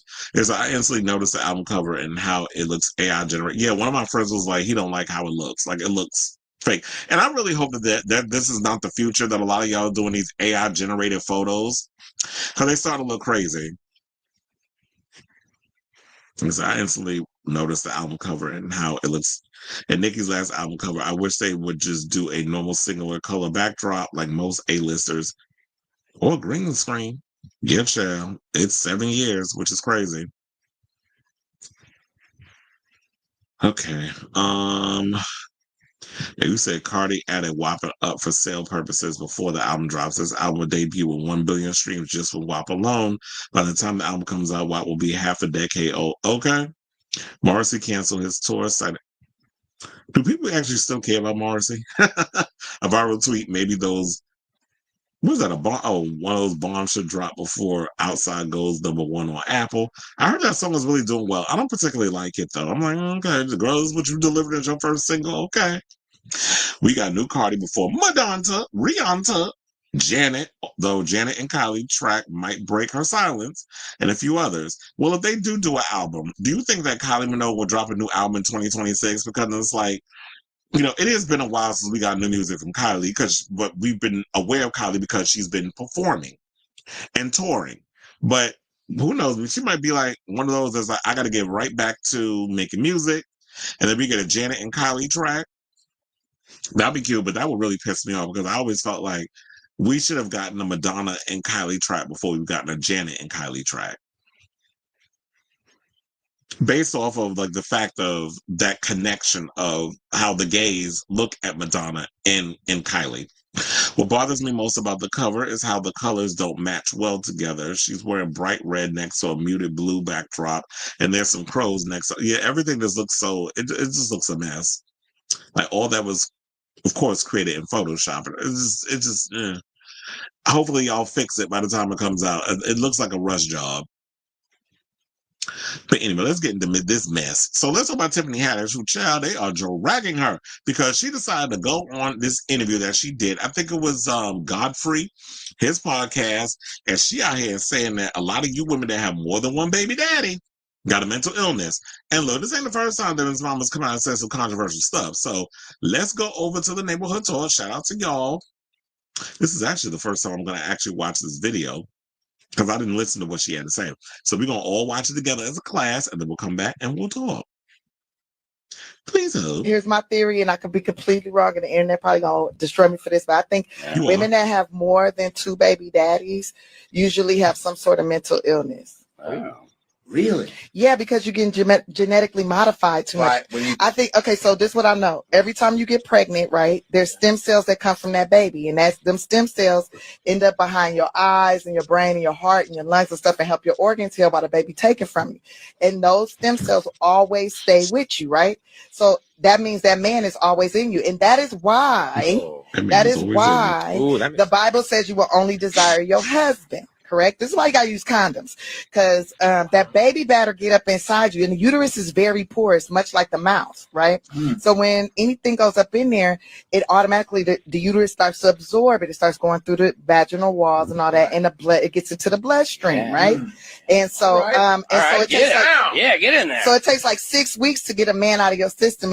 And here's my theory, and I could be complete. And it's because he's starting to bind to your DNA, right? And that's why it's couples, when they be together too long, they start looking alike. You start looking like him. Wow. Like, it's not, the guy don't start looking like her. She start looking like him because he is genetically modifying her. And every time you get pregnant by him, you start to get modified, right? So if you get pregnant by multiple peoples, right, that's multiple spirits, multiple thoughts, multiple modifications from different DNA strands, you have mental stress. So, and it's very evident, like what I'm saying is very evident and makes sense because, like, you got all these dating apps, all these women like free sex, free this, whatever, you know, I'm doing money, I'm living it, I'm exerting my sexuality and all this, and I don't care if I got 5 kids or 5 baby daddies, whatever. Usually those bitches are mentally, they're struggling in so many different ways, not just financially, but also just like on where to focus, how to whatever, because you got too many different blood. And it's because he's starting to too many kids. I mean, you have mental illness. So that was my theory on sperm. That makes sense. The fuck is she talking about? Number one, you sound dumb as hell. Number two, girl, where's your children? Because you sit over here talking about all this other stuff from somebody who ain't popped out a baby yet. And number three, you sit over here talking about all these women, but what about some that a lot of them are struggling financially and all this other stuff? Do we need to bring up 2 men? Like, we just talked about him the other day, Nick Cannon. He got like 12 children, a lot of money. I think the only thing that you have to worry about with that is the fact that how, as one dad, are you able to spend quality time with all of your children? How do you fit them in your schedule? Especially when you're busy doing all the TV shows and things you have, your radio show and all this other stuff, and you have 12 kids. Another one who I just don't think he spends quality time with his kids at all, but he was using IVF, Elon Musk. And you hear that from Vivian to my that's not something she wants to talk about, but she is a product of IVF. And it says that he don't really spend time with his kids. We already know that he was doing Lil X, aka Xashe 12, as a bulletproof vest.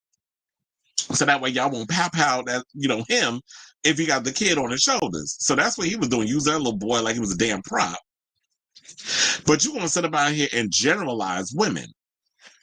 But let's go over to, because, some of y'all in the neighborhood, so I be feeling like y'all mad slow because y'all be the same ones that went in on Amanda Seals because she went out here and pretty much said that I had to debunk a lot of the BS that this BS narrative that y'all think that Kamala Harris would not have done the same thing to Iran that Donald Trump is doing.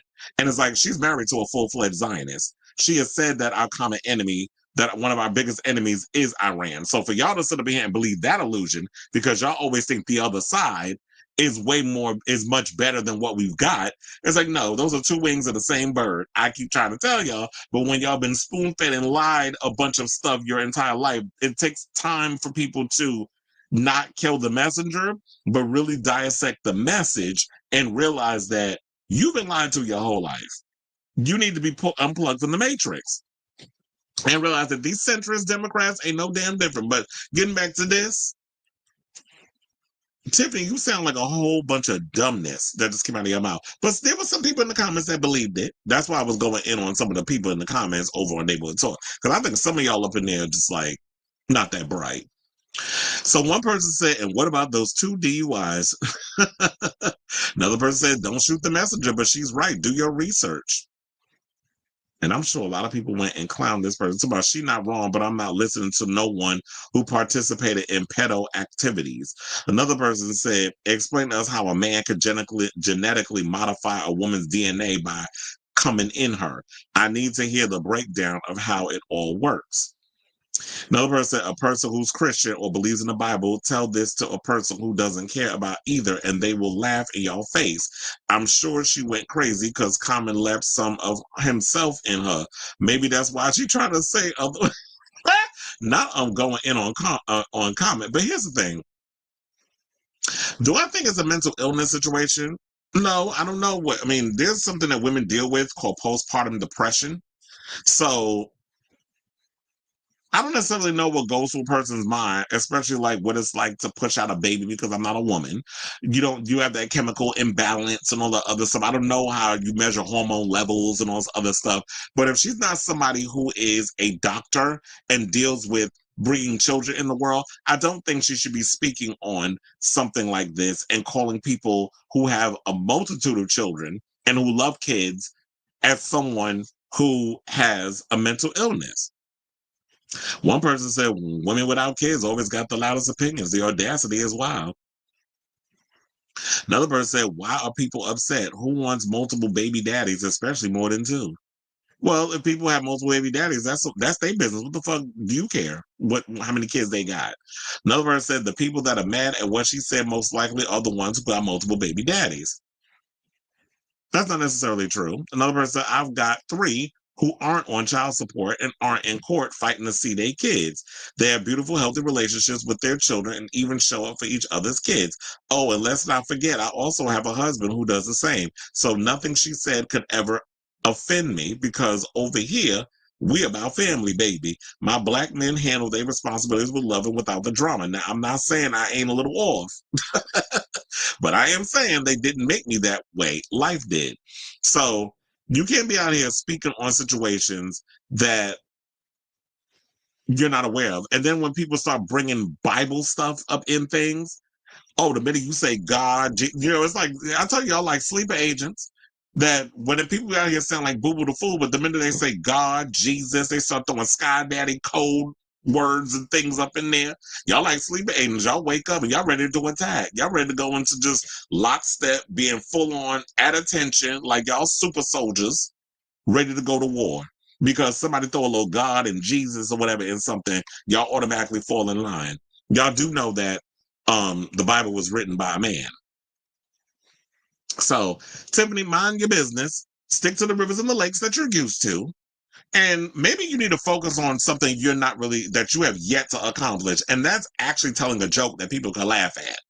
Genuinely, and not just laugh because they pity you and they doing you a solid. So maybe that's what you need to focus on, niece. So I say all this to say, what do you guys think of this story between this broad and more dumb shit that comes out of her damn mouth? I just can't stand her. She irritates my spirit. But I think a lot of this comes from the fact that she is, what we need to remember, she is a girl who's a product of foster care. She was someone who was abandoned by her biological parents. She was in and out of foster care. She's always one of those people that sit out here and tap dance and crave attention. Like when she was out here tap dancing for Paris Hilton and her family when it was at that fashion show, when they dared her to get up there and walk the runway when it wasn't even her show and she thought it would be funny to do it when you actually look like Boo Boo the Fool up there doing it. So I'm not surprised that somebody who craves love would be envious of people who actually are getting love from a home she would deem stable, especially when, like I said, she is a product of being in foster care because she never had the opportunity of being adopted and living in a loving home with 2 parents. I come from a 2-parent household. I'm not a product. My family is not a product of divorce, so I don't know what that's like. So I would definitely want to hear from y'all. So let me know what your thoughts on this story in the comments down below.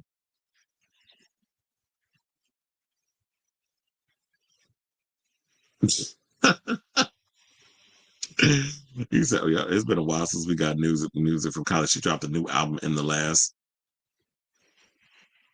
Yeah, she did drop a new album, but it's like it came and went. So we need more new music. Is it exactly what the fuck is she talking about? So what about the women who have mental illness and are married to one husband or one baby daddy and have multiple children? Or yeah, let's like it just be any situation. Like what about those people who are married, who have one child or 2 children, and they are having like postpartum depression, whatever case. Like what are you talking about? So now you just want to generalize people who are in single parent households with multiple children that they have a mental illness. And of course, we already know, like, when it's coming from your mouth, you basically just going after black women. Because I know you ain't talking about any other race. You clearly are talking about black women. So for her to even come out and generalize and make that notion, I just think it's just rooted in stereotypes. Because I know I got family members that were married, divorced, had multiple baby daddies, and they ain't messed up in the head.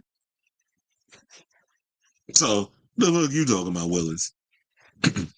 Or those who have been married more than once and have kids, do they have mental illness, or that doesn't apply because marriage is sacred in her eyes because the book said it? She can't even get her a fucking man. And she's going to talk about people, marriages, and relationships. And every time we turn around, she's trying to jump some man bones. She was just at, wasn't she at the American Music Awards trying to climb somebody? I feel for some women, not all. Many baby daddies is for mental illness. However, she made an extremely generalizing statement. Exactly. And that's why I think the point of what I was trying to make is that you were generalizing. Do people actually still care about Morris? That's what I said. Oh, you said I love the Smiths. They're in my top 5 favorite bands of all time, even though he would spit on my face and tell me go back to my home. Yeah. I don't like Morrissey though. I think he's a dick. Charlemagne the Goddess said cancel culture is canceled. The comment said something, oh, is he about to have serious allegations that the public opinion will end up destroying him? Do people still listen to Charlemagne need to go play in traffic?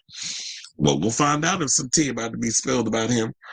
Sometimes people relationships don't last. So if they have kids with different people, that doesn't mean they have mental illness. It's just bad relationships. I always feel like, you know what? I always look at relationships, friendships, all of that as like seasonal. I don't always think that, oh, because, you know, a relationship or whatever is supposed to last forever. They last about how long they last, and then we move on. So I don't sit and try to think that everything's going to last forever. But let's move on, y'all, with the rest of the show. Let's get into this Tyler, the Creator tea, because I took offense to this. That's why we're doing this story. This heifer had the nerve to talk about he want a podcast ban. But then again, I ain't really take no offense because, as I always say, if it don't apply, let it fly. So if I'm not doing the thing that he's accusing other podcasters of doing, then I don't feel no ways tied. But I do feel like this is a good conversation that we need to get into. So the Odd Future founder has made no secret of his disdain for the media in the past and explained why he wants them gone. Here's what he said to The Cut. He said, I think we give a lot of people who aren't smart and just want attention platforms to be loud and incorrect, and other stupid people follow them.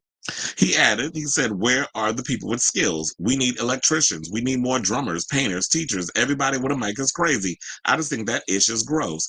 He went on to reveal a couple of the podcasts that he actually likes. He said, Deontay Kyle is sick and The Cutting Room Floor is sick. Those are 2 podcasts that are in the right direction. Now, last year, Tyler said that the first thing he would do if he was president would be to ban podcasts. He said, if I was president, the first thing I would do is take podcast mics away from ninjas. Now, another thing Tyler, the Creator, does not like is the presence of white rapper Ian in hip hop. Now, speaking to Maverick Carter on his Spring Hill platform last August, Tyler, the Creator, aired out his issues with an unnamed white kid while heavily alluding to Ian, saying there's this kid right now, this white kid, regular Caucasian man, and he's like mocking Future and Gucci Mane, like rap music, and people are like, this shit hard. It's not even like satire. It's like, I'm just joking. I'm just mocking it. But I'm like, no, you can't do that. And I hold rap music so close to my heart because this ish changed my life and everything and everyone's life around me. And I'm a nerd about that ish. He continued by saying this. He said, this is like weird. And I'm looking at it as something about it don't even sit well with me in comparison to someone like a Mac Miller or Eminem who didn't seem like they were mocking it. They had a genuine love for it. And that's why I was saying too, there are white rappers out here, and trust and believe, with somebody who grew up loving hip hop and is a nerd for this ish, similar to Tyler, I've always kind of been one of those that's like real skeptical when you have other people who are non-black that try to jump into hip hop. And when you look at somebody like a Mac Miller and you look at someone like an Eminem was somebody who actually went and pounded the pavement. He was out there battling other rappers in his hometown in what was it, in Michigan? I don't remember, from seeing 8 Mile, what part of Michigan that he went to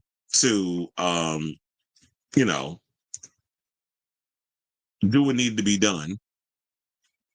But nevertheless, Eminem proved that he was somebody who loved hip hop and was not interested in colonizing it.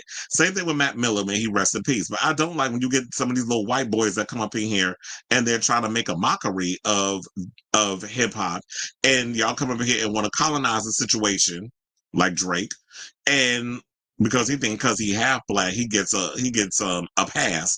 But some of the recent actions that this queen have been doing has been pissing me off. I'm actually looking forward to working because he's doing 2 nights at the Garden next month. So I'm actually looking forward to working Tyler the Creator's concert. I'm actually looking forward to seeing what he's going to bring to that and the type of people, the fans that's going to show up. But in regards to the whole thing about podcasts, I will say for me, as y'all watch, and y'all probably notice, excuse me, I'm not somebody out here who just because I got a microphone, I'm just going to say dumb stuff. But I totally get what he means because trust and believe, there are a lot of y'all podcasters who I do see and notice that a lot of y'all jump up on here, especially when y'all talk about relationships, when y'all be talking about anything that's like really something that's a conversation starter. I think a lot of people think that, okay, I could get a mic, I get a cam, I just turn it on, and I'm gonna just start saying stuff, and that'll make me go viral, whatever the case is. But I do feel like when you have this mic, and one of the things I've always learned, even from when I was younger, that words and knowledge is power. So ever since I went to a school for gifted and talented kids, I learned that. So I've always felt that with great power comes great responsibility. And my responsibility is like when I put my lips to this mic and I'm out here speaking what I speak, is that when you speak on things, you have to at least have some idea what the hell you're talking about. Sometimes you'll get it right, sometimes you won't. And there's times where most of the time I get it right, there's going to be times where I don't get it right, and that should be okay. But when y'all be up on here just saying dumb ish because y'all want to go viral, because you want to be a successful podcaster or a YouTuber or whatever the case is, that I understand. And doing this is not easy. Like, you really have to go in and you got to have some type of personality. You can't just come up on here and just start posting little Instagram slides and think that's going to get you to go viral. You have to actually have a personality. You got to have a point of view. You got to know what the hell you're talking about 9 times out of 10. But yeah, I can understand, like, sometimes people do get up on here and y'all be loud and wrong.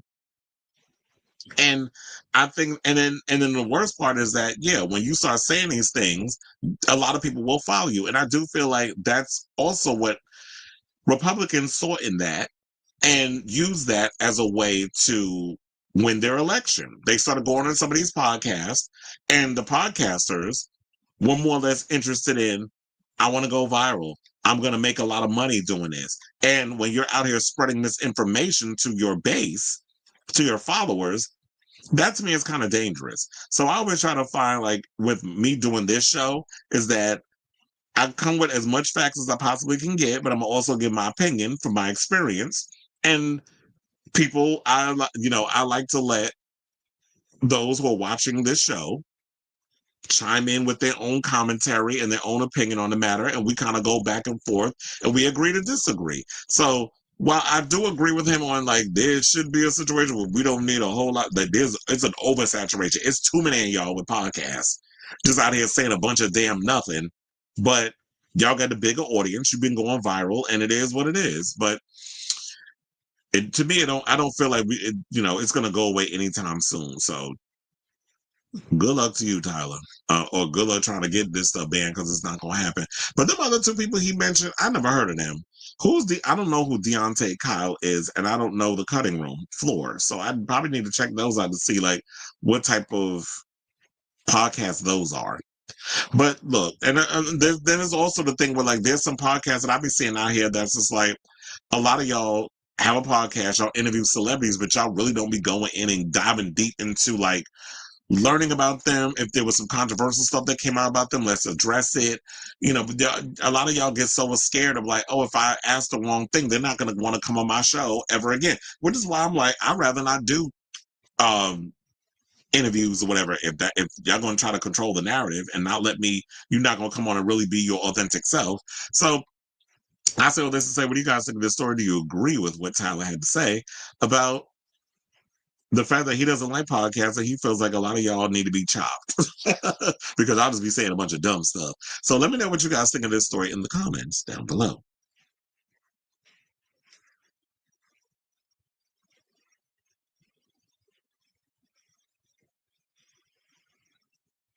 He said, my sister Sophia was lucky she found the right guy for her. They've been married for 21 years. Well, yeah, that's a rare commodity. But congratulations to her. So I'd rather listen to an audiobook than listen to a podcast about drag queens, politics, or anything. I'm about to say, wait a minute, I talk about that stuff. It said, oh yeah, let's do a podcast about drag queens, politics, or anything else. It said Logan, Candace, Andrew Scholes, and a few others. I agree with him. They belong on Rumble, not YouTube. One person said YouTube is now like cable TV and it's so censored and not in the original form. Although I have been getting annoyed because I've been noticing, and I don't know if y'all notice it too, unless it just applies to us in New York, but YouTube has been posting a lot of anti-Zora Mamdani ads. But then when I went on Peacock yesterday and I was watching some stuff, they had a lot of pro Zora Mamdani posts on ads and stuff on there. So I'm like, oh, are we fans of Zoran over here? Versus Cuomo, because it seemed like very much it was pro Cuomo stuff, and every time them damn ads came on, because I don't pay for YouTube is free for me, I had to mute my damn TV because I'm like, I don't want to see this video, I don't want to hear it, I'm over it.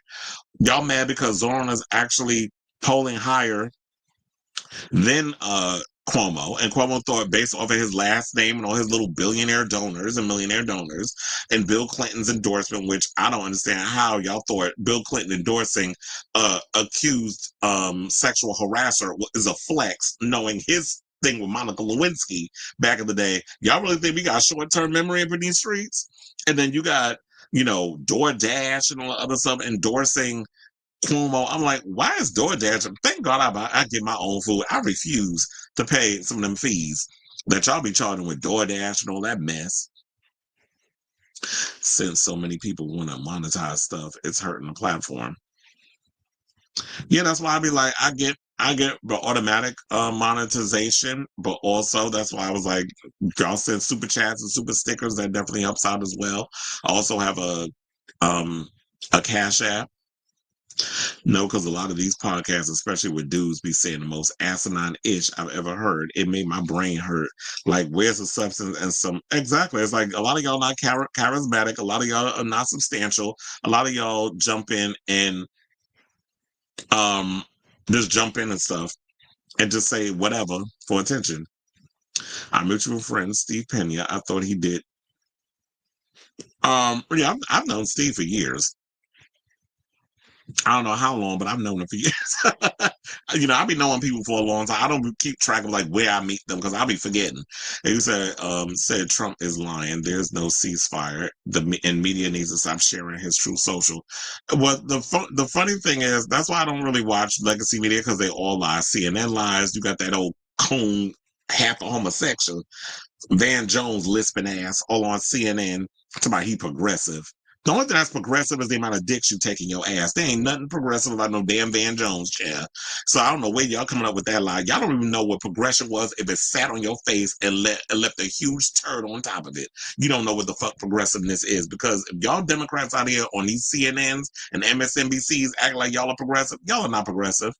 You couldn't even spell progressive if you was blindfolded. So get off my line with that. And that's why I'm sick of them with all this mess. And up in here spreading his lies and propaganda. All he does is lie. He shits lies. He lies in his sleep. Okay, ain't no damn ceasefire. They said I paid for premium, so I don't see ads. But Tubi had anti-Kamala Harris. Well, that's because Fox owns Tubi. Max was pro-Kamala. That fucking shot me, considering the politics. Yeah, it's like a lot of these these big corporations, they all jump into the whole political. Because I'm like, wait a minute, let me find out that Peacock is progressive in their politics because y'all are pro-Zoran over here. But let's get into our next topic. Let's talk about Margaret Cho, who's not a fan of Ellen DeGeneres. So Margaret Cho recently stopped by Kelly Mantle's podcast. Speaking of podcasts, because now here's the thing. Shout out to Kelly Mantle, because I have to say this. Kelly, you just came out of nowhere. Or maybe she had a podcast for a while and I wasn't paying attention. But I noticed lately, she's been getting a lot of really good interviews. She did an interview with Sasha Colby that was really good. I watched her Margaret Cho interview earlier so that way I could be ready to show y'all the clip where she goes in on Ellen. And she also dealing with Alaska that was really good. And we talked about that on the show a couple of episodes ago. So yeah, Kelly Mandel's been getting a lot of really good interviews. So shout out to her and in her show. So if y'all haven't seen it, definitely check it out. It's on YouTube. But yeah, she basically talked about Ellen and said she was a mean girl. But how the conversation came about, because they were having a conversation about comedians, and she gave her opinion on Joan Rivers, she gave her opinion on Dave Chappelle, when she was like, I love Dave Chappelle. Like I started out as a young comedian. I've opened for him and all this other stuff. I just wish that he would just kind of lay off, the trans jokes. So she was going in on that. And talked about Ellen and the fact that the reason why Ellen don't like her is because I guess the same women that Ellen was into Margaret, which makes sense because they're both queer women, and the gays are selfish, especially when it's all this coochie running around. So anyway, I was like, wait, where's the video? Okay, I got it. So I was like, where's she at? Where's she at? Where's she at? All right, let's go. Let's play the clip, and then we'll come back. And hopefully, God forbid, there's no damn ads that will play. But let's play the clip, and then we'll come back. Please hold. What, Ellen? Ellen is so complicated. Again, like somebody that I've known for such a long time, and it's so weird now. Like her public perception of her is like more true to, I think she's mean. She was like a mean girl. Yeah. Kind of like, but also she would be real nice. I think she always had like kind of negative feelings towards me because her girlfriends and wives always liked me. Yeah. All her girlfriends were like always like kind of. Yeah. There's a kind of woman that loves a female comic. Yes. There really is. There really is. There's a couple of women around comedy who are married to women. They'll come up to you it's very specific. There's not only a very specific type of woman that likes comedians, but there's also a very specific woman that likes female musicians. Let's talk salary. Great. What do you typically offer for this role? It's competitive. And if it was a number, it would. And so they're kind of one and the same. Yeah, they're similar. They could actually be interchangeable. They really could. Yeah. They really could. So I think that there was always that suspicion with us. But Ellen was like really weird and not nice to me for most of my career. And like, because I opened for her in the 1980s. Oh, you did? When she was a headliner in comedy clubs and not way before her big fame. And so then when I would do her talk show in the 2000s, she acted like we just met. And I'm like, bitch, what? One of those times. I'm like, bitch, what? Like, that's weird. Like, right. It's like, we go way back. Bitch, what? Bitch, what? Like, it's so creepy and weird. But, also the other thing was David Bowie, had been on the show, and he was so excited that the night before that I had come to his show wearing this giant Chinese emperor outfit. He was really thrilled about it, and he talked at length about it. And she cut it out of the show, which made me so mad. And the producer, who's a really good friend of mine, had to call me and tell me, I can't believe she did this, but she cut it out of the show. But you need to know that he was going on and on about your outfit. He loves you. God said your name. So petty. Which is so rude. That is so gross. I don't know if it was personal. Maybe it was for time. Right. But still, I'm going to take it personally just because I decided to. You should have sent her a note and said, send me the footage. I'll post it to my YouTube. I know it exists somewhere. The transvestic. All right. So there you pretty much have it. Unfortunately, it was like, you know what? I like Margaret. There's been a lot of people over the years have been talking about, since Ellen's been exposed for being the queen of mean. Because remember, she was the queen of nice, or was that Rosie O'Donnell? Because it seemed like in a lot of ways that they both had like this moniker of they were well liked within the industry. Behind the scenes, everybody was eating up and living for Margaret. I mean, not Margaret, was living for Ellen. And then all of a sudden, come to find out that she was a Class A bitch. And so people are feeling away. And now it's just like, now more about her is coming out and people are not really feeling her. Whatever. It's like back in the day, look, when I didn't know no damn better, I like Ellen. I liked her sitcom. Then she came out of the closet, and I was just like, the show didn't really have that momentum anymore. And then they canceled it when she had her big comeback after she did the I'm Gay cover, and she had her big comeback, and I was liking everything she was doing with the talk show. That was cool and everything, and how she moved through the industry. But yeah, that would really piss me off. It was like, girl, I've been working with you for like 20 years before we even hit it big. And then now when I come on your talk show, you're going to pretend like we just met today. It was like, they all, like when you work in comedy, they all kind of float in the same circles. So they all kind of know each other because the circle is so small, especially when it comes to female comics. Because like I said before, she talked about Ellen, she talked about Chelsea Handler, she talked about, I didn't mention Chelsea, but I mentioned this time, she talked about Chelsea Handler, she talked about Joan Rivers, she talked about all the people that have been a huge influence in her life. And then they played a game where it's like she talked about, Jackie Beat and a bunch of others. So it is a good interview. I think everybody should definitely check it out because there was some interesting conversations that was had. I've always liked Margaret Cho. I remember when she first came on TV with her sitcom All American Girl, I was like, oh, this is different. We're going to see like a all Asian cast on the show. And I had a crush on B.D. Wong too. Little did I know he was a homosexual. So I was like, oh, who that little Asian Twinkie type, even though I think he was a lot older. Asian people age slow. So he looked like younger than he actually was on the show. But anyway, so yeah, I loved All American Girl. I was mad when they canceled after one season. I did like the fact that, okay, ABC was doing something different, but then a lot of times these networks be doing like that purposeful self-sabotage because it's like, oh yeah, we're going to give you the opportunity, but we're going to put all these obstacles in place so that we cancel the show, and then it doesn't do what needs to be done. So I'm just like hoping that down the road we get a lot more stories regarding Ellen being a mean old lady. But look, Portia liked it. So I say, well, this is say, what do you guys think of this story about what Margaret Cho had to say about, her, what do we call it? I guess her bizarre, strange relationship, love-hate relationship, I guess we can call it, with Ellen. And she says she a mean lady. She mean. She creepy. It's weird the way she acts around people.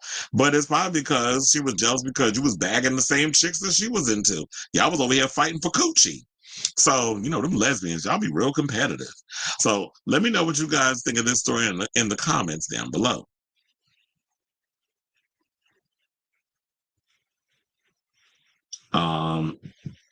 I did not. I wanted to get around to watching it last night, but I got so sidetracked and other stuff. You know what? I'm gonna see if I can watch it tonight because I definitely need to get around to it. I already got spoiled with certain things, which I was annoyed about because somebody went and posted a bunch of questions, and I don't want to mess it up for people who haven't seen it, but I definitely want to check it out. Somebody said that they look like they made this movie with AI.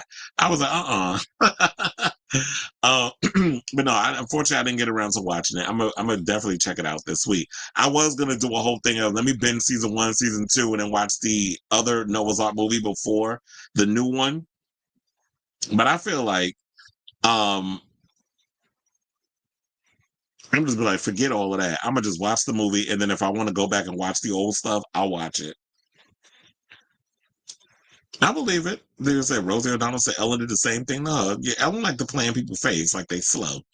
Jackie B did an interview with Courtney Act about how that's what I was about to ask y'all. Do y'all think Drag Race ruined drag? Hold on, let me look up that. While y'all drop them comments in the thing, if y'all think Drag Race ruined drag, let me see if I can find that post because some people actually wrote answers in there. But I've been posting a lot of stuff all day, so I gotta do a whole lot of scrolling. Rolling and scrolling.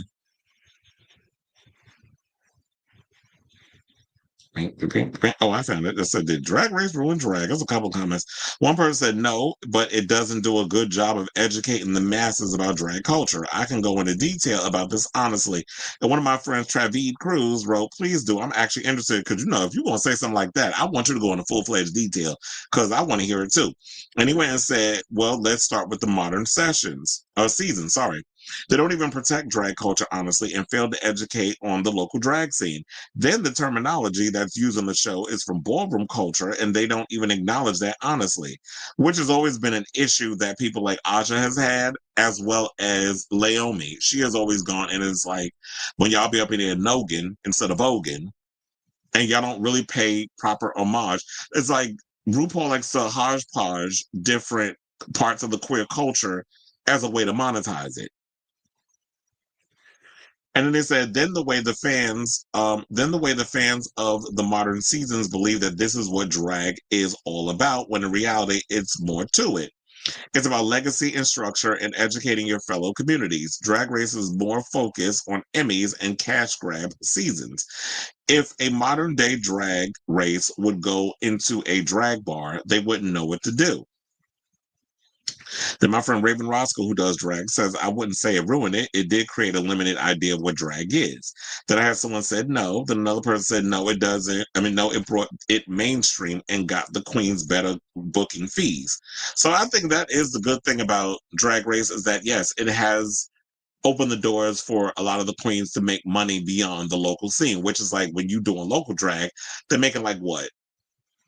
$60 a night or whatever the case is. They're not really making an income, like a feasible income, unless you're one of those lucky ones. That I know some of the queens, especially the ones that work in New York, that do like 5 days a week. There's some I know that do DJ gigs. There's some that do like a lot of shows. Fire Island's gonna be lit this summer, so there's a lot of bookings and stuff that's gonna be happening out there. So yeah, it's a lot.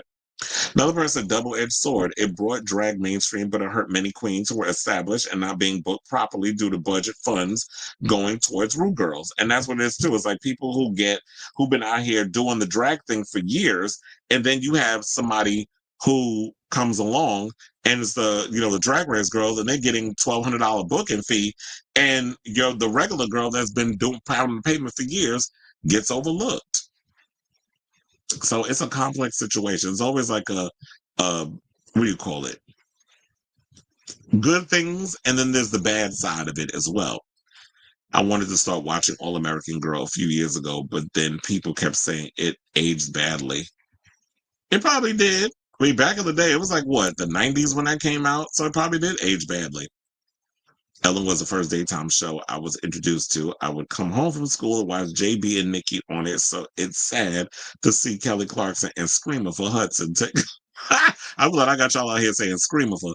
And you said Drag Race ruined drag in a sense that when people think of drag, they automatically think of a skinny corseted drag queen from Drag Race, not a legendary queen like Divine or Erica Andrews.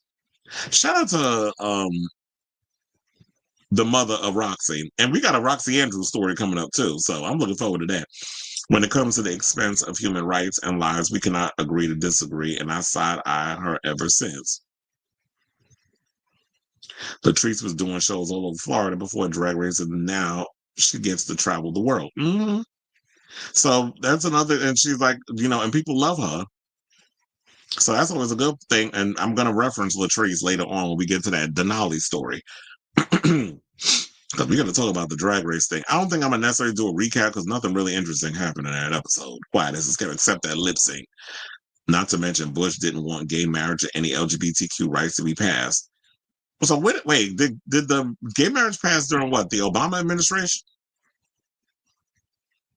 I think it might have.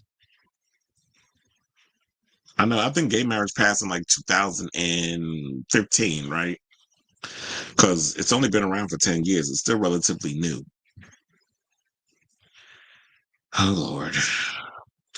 Okay, so how many more topics we got?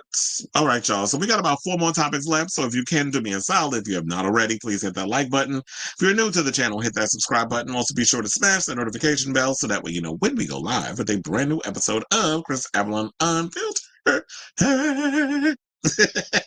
I'll be putting in timestamps at the end of the show. Y'all already know the deal. There will be timestamps put in after the show once I'm done with the live stream, so that way those who don't want to sit through all the banter we do could just follow along with the topics at hand. So now, without further ado, let's get into this child-ass bulldagger, where I had to explain to Onyx what a bulldagger is. But apparently, the CEO of Gay Pop JoJo Siwa, her words not mine, has decided to cancel Chicago Pride because of scheduling conflicts. But girl, I think the only conflict you have is whether or not you want to suck dick or eat the box. So now, Backlash Bash Chicago, the organization putting on the event, made the announcement early Saturday morning with a quick note on its Instagram stories. Due to a scheduling conflict, JoJo Siwa would no longer be performing at Chicago's Backlot Bash, it read without further explanation.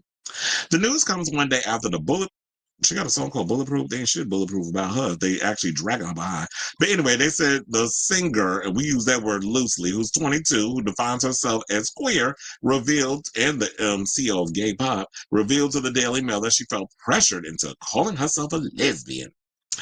She said, when I came out of 17, I said I'm pansexual because I didn't care about gender. But then I kind of boxed myself in and I said I'm a lesbian. And I think I did that because of pressure. Well, girl, I want to know who exactly pressured you to come out as a box eater. Because number one, I can't think of anybody off the top of my head that forced you to come out and said that you was a lesbian. But shout out to Brooklyn Heights, because Brooklyn Heights actually posted something when she came out and said that, oh yeah, the gay community pressured her to come out and all the other stuff. And in so many words, I'm paraphrasing because I think I might have deleted the post. And she went off and said something or another that when you was out here calling yourself the gay pop girl and all the other stuff, were we pressuring you to do all that then? When you basically just use your entire queerness as your identity. And I think that overall is a problem that a lot of us have when it comes to, oh no, I still got it. So yeah, she said, was she also pressured by us to make it her entire personality? Because I don't remember asking for that. That shout out to Brooklyn Heights. That's what she says. So what you're not going to do is try to throw us under the bus because all of a sudden you want a new relationship with a man. Like if that's what you're into, and don't get me wrong, I'm not somebody that's going to erase bisexuals. Like I do not believe in bi erasure. I do believe that sexuality is fluid. I do think that gender identity is something that is complex. But if that's something that you're exploring about yourself, then allow yourself to explore that. The problem is you decided to include all of us into the goddamn group chat. We ain't asked to be inserted into the group chat. You took it upon yourself to take all our phone numbers, put it in the chat, and create a whole situation. And now we fully invested. And I understand you're 22, you're young, you're trying to figure it out, but it feels like everything that you do is attention seeking. Everything you do, you've made queer your whole identity. And I feel like a lot of times, especially with us, a part of the libidical spectrum, we don't run around trying to act like, this is our whole identity. It's a part of who I am. It's a part of who we are. It's not all of who we are. So for you to sit up here and make this your whole situation, I think that's where all the backlash is coming from.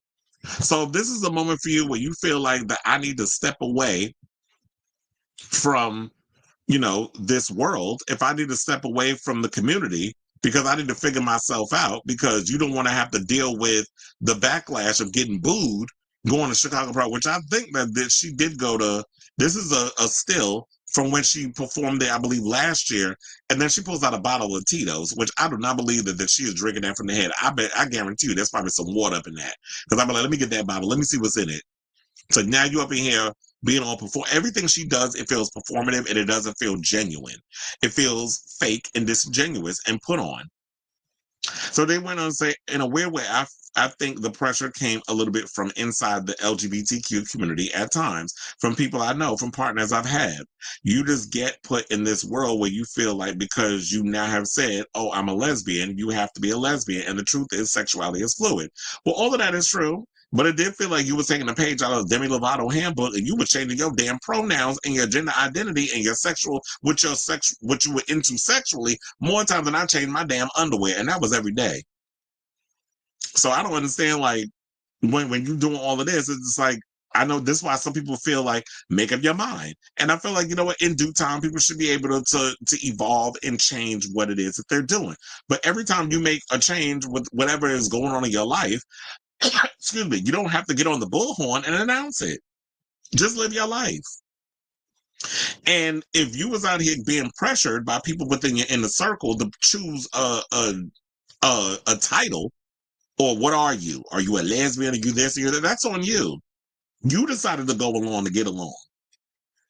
So you can't blame us and saying that the community forced you into something. Maybe at the time you felt like you was a lesbian. But if there were feelings that you had where it was like, I got feelings for guys and girls, then that's okay too. But the problem is, this feels a little too coincidental because of the whole situation with Mickey Rourke, where he was out here trying to act like, oh, well, he was trying to get up in your drawers. Like he was trying to change you into being into dudes. And you was like, I guarantee you, I'm still come out being a lesbian and all this other stuff. Then all of a sudden, Mickey Rourke, for being inappropriate with his mouth, got kicked off the show. Then all of a sudden, now because you realized that that little sense that's kerfuffle with Mickey Rourke got you some attention on Celebrity Big Brother, now you and Kris was like, okay, let's just go along. Let's keep it going until I guess the honeymoon phase kind of just fizzles. And then you're going to be back to the same place you always is every time you get with somebody. It's cute or whatever. It's fun in the beginning. The adrenaline is running and you're getting all this attention. And then once the honeymoon period is over, then it's like, oh, I've done moved on to the next thing. And now that you kind of set this foundation, I feel like now everybody is going to be looking at you as like, oh, what is she into today? Who she is today? Because this is the can of worms that you've opened. You've created this monster. And now that's something we're going to go along with. But anyway, let me get off this mess because I feel like I'm losing my audience talking about this broad. So anyway, what do you guys think of this story in regards of the whole JoJo Siwa situation? Because she said she canceled Pride over scheduling conflicts, but to me it just feels like an attention grab. So whatever your thoughts are on this matter, let me know in the comments down below. So let me close that window and make sure I got my drag race story ready. And let's see what the people are saying in the comments.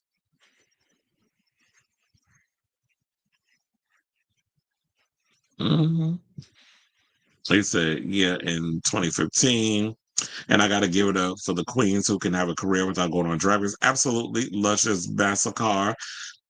Sherry Vine, Giselle, Barbie, Royale, Hot Chocolate, Meatball. Oh, shout out to Meatball. I love Meatball. Where I went to her, you know, they did like a live podcast out in Brooklyn. I got to meet them, take a picture. I hope I still got the photos. And then Big Dipper saw me and looked like he wanted to jump my ball, which was funny. So, that was you know, that was a funny moment that we had. And that was shout out to, you know, and I like Brooklyn. Brooklyn feels like a whole nother world, especially with the hipster homosexuals. So yeah, I do like the fact that we have those. And don't forget Pablo Vittar. She never, like, she's more successful out of all the Drag Race girls and didn't even have to go on the show. So yeah, under Obama had passed one of the few things he Child. I think the 10-year anniversary of the legalization is next week. I believe it was at the end of Pride Month. My friend TP Lord has had a pretty good career. She travels a lot. Oh, as I said, I like the fact that there's some people out here that feel like I don't have to go on Drag Race to become famous. And that's good if you're able to make it happen. JoJo was a headliner at last year's Miami Beach Pride. Well, I like Sasha Colby being there, but JoJo needs to go somewhere. And I really wish that these organizations would actually invest in people who actually are about the community. But we understand how white media is. You know, any little mediocre ass person, y'all give a platform to, and they're going to continue to give, especially Out and all of them, they're going to continue to give her a platform. Sidebar, how did I not know that my other husband, David Archuleta, came out with an EP? I just found out when I read one of the articles over on Out, speaking of which, and they say he got an EP out, and it's supposed to be, I think he's touring in the fall. Child, this would be the perfect time to tour because it's Pride Month. This is where all the girls make their money. I think the picture is from Miami last year. Well, the pictures and stuff I was showing y'all, that was Chicago, because and when I was looking and when I was she did Chicago Pride before. So the pictures that I was using, it was like, yeah, it showed, there was another picture where it was her and the backup dancers and stuff, and it was Chicago Pride. I think she wore that outfit there. Well, I think she wore that outfit at quite a few of the events that she performed at. There might be some truth to her feeling pressure from gays. I got pressure to say I'm gay instead of bi, but I told them to go fuck themselves. This is me. She's too immature to take that stand. No, I do agree with that there are people out here in the community that will be like, if I'm bisexual, no, you need to pick a lane, because people are going to think that, I think they start to put their own insecurities on you, and they start to think that, oh well, bisexual basically means that's like a gateway to being a full-fledged homosexual. So they be thinking that, or they try to act like that that you could either be one or the other, that you can't be, that sexuality isn't fluid, that it's like you either have to be in guys or you have to be in girls. So that maybe there was pressure, but at this point it's just like, just own it, be you, move on, don't worry about the haters, and stop trying to make this your whole identity. I think it's because it's JoJo Siwa, and she's pulled so many stunts, and people have been annoyed by her, that when we actually get that moment of her actually being genuine, people just be like, "Girl, go away." And then you get the read from someone like a Brooklyn Heights. So I definitely, I definitely see, like, maybe people just like irritated by it, and it's like, "Girl, we don't want to hear this from you right now." Now with everything that's going on with the community and this current administration trying to roll back all the rights of anybody who's a minority. But anyway, let's move on to some Drag Race news, and let's talk about Denali. And I'm sure the episode, I don't know if it probably is over by now. Denali appeared on Roscoe's alongside, I don't know, who was it? Tina Burner. I almost forgot the damn name, child. So they just appeared on the show, and she was talking about that controversial lip sync that happened between her and Ginger Minj. Now, before we get into all of that, the Stage Cooch episode, I was like, okay, first of all, that's a stupid little title. I did cackle. So it was like some country festival thing they were doing. The challenge, it was cute. They had to record 2 little country songs. Orville Peck showed up. First of all, I will jump that out. If I ever came in close proximity of Orville, they're going to have to call security on me, because I'm climbing that man. I was like, first of all, the sexualness that oozed from him in that room, I was like, I was feeling it through my TV.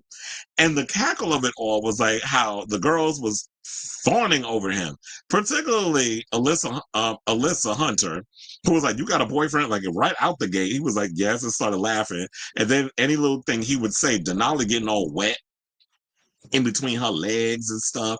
And so the girls was up in there getting hot for Orville Peck. And I totally understand. That's a sexy ass man. He's from South Africa too. So it's a lot. Well, actually, I have seen his nudes. He is well endowed. So, and I ain't gonna tell you how I've seen them nudes, but I've seen them. But nevertheless, let's get into the topic. So she appeared on the thing. They had the contest. It was between Ginger Minj won, and then it was also Denali, which Denali definitely turned it, because she's a dancer, she's a performer, she's a former ice skater and all that other stuff. So yeah, she definitely delivered during her performance, and usually she's good with the songs and everything. And Ginger won as well. So they ended up in a lip sync against each other. They performed a Miley Cyrus track, and then when Ru was like, "I made my decision," and it was just like, the winner was Ginger Minj, and then all of a sudden, it's like the imaginary record just screeched to a halt, and everybody's like, "What? How?" And people had the nerve to sit up here and talk about, they compared it to the iconic lip sync of Aretha Franklin singing Natural Woman, and you had Kenya Michaels up against Latrice Royale. I was like, first of all, that is not the same thing. That was completely different. When it comes to Natural Woman, that is a song that requires you to stand still and to give emotion. Not sit up there doing jetés, pliés, twirling and tumbling across the stage while you got a pregnant belly in your stomach, trying to keep your wig on your head. Like, it's not the same thing. When it came to Natural Woman, it's like, yeah, you gotta be in the moment and you gotta give that emotion. When we talk about this Miley Cyrus song, it required you having to do a 1-2 step or some kind of rhythm. And Ginger standing there while Denali gave what needed to be given, I was like, that was some bullshit.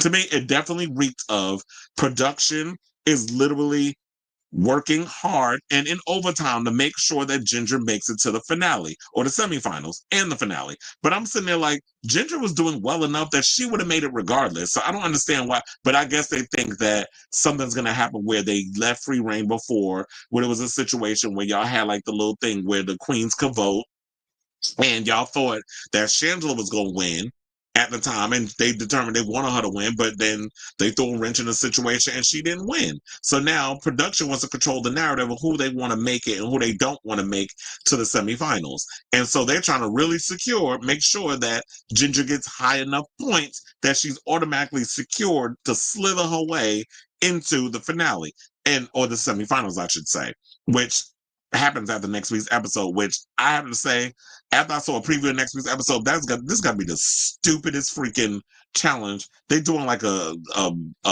dating show where they have to dress as dogs, and they got that cute ass Zane dude that's gonna be that was in Fire Island. He was also on that show Mid City Modern where he played the Mormon alongside the Mormon that was in the closet and was going to have a little situation with Matt Bomer's character. So yeah, they got him as the bachelor or the bitchular type. So I'm like, this is going to be stupid. Like, really? These are the ideas y'all coming up with? And shout out to Lady Bunny, because she did, on her page, she did throw a little shade at that mini challenge where they had them doing Clueless. If you go on her social media, like her Facebook and stuff, it was funny how she mocked that. She was like, this challenge is dumb. And she good Judy's with RuPaul, and they kind of go back and forth because Lady Bunny calls RuPaul out on a lot of certain situations, and they was roommates back in the day. So, that lip sync kind of bothered me. I was like, no, this is some BS. But so to put all that out there, let's get to the actual situation. So she appeared on Roscoe's, and many fans are claiming favoritism, while others saying that Denali's lip sync performance was the stronger of the two. Now, at Roscoe's Tavern and Bar in Chicago, that regularly hosts drag race viewing parties hosted by, fellow drag race alum Naysha Lopez, Denali was asked by the crowd, how obvious was it on set that this was Ginger's bracket? It's not even the regular bracket that they have. This is Ginger's bracket. Now, in response, Ice Queen Denali said, I will repeat what I have been saying to myself and what I have experienced. This is RuPaul's Drag Race. It is a formatted, biased competition show with a lot of subjective judging. At the end of the day, it is literally woven into the fabric of Drag Race for it to favor certain individuals. Certain people who are really good at the show, certain people that RuPaul really likes and that her humor vibes with, that everything is a match with, or people that are very experienced in it as well. And that's the problem that irritates me, because I don't want people coming on a show kissing my ass and I have to play the game of this is what I have to give you in order for you to like me and for me to move up in the show. Like, if I'm doing a show and I'm hosting, I really want to give like a fair and balanced assessment of performances. It's not about, I got to be favorites with people, because it's like, I ain't got no favorites. I love all of y'all equally. Y'all are all my children. And it's based on the performance. It's no shade. It's no tea. It's just the way that we have to play up in. We have to play fair. And to me, it does feel like production, as well as Ru, they do the whole favoritism thing. And it could be annoying. But I guess they feel like with all this, it keeps us watching. Denali then noted that if all the challenges were geared towards her skill set, she would assume she was being afforded an advantage. Ginger is famously a country queen with strong improv and comedy chops. The first episode challenge was designed with a comedy spin, and episode 3 will host an improv skit.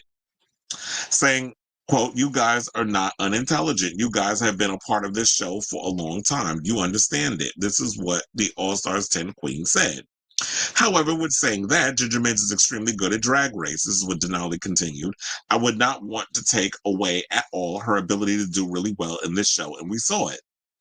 We were like, wow, you were really good at this show. Let me say this, so hard because the fandom definitely thinks sometimes that things are just black and white.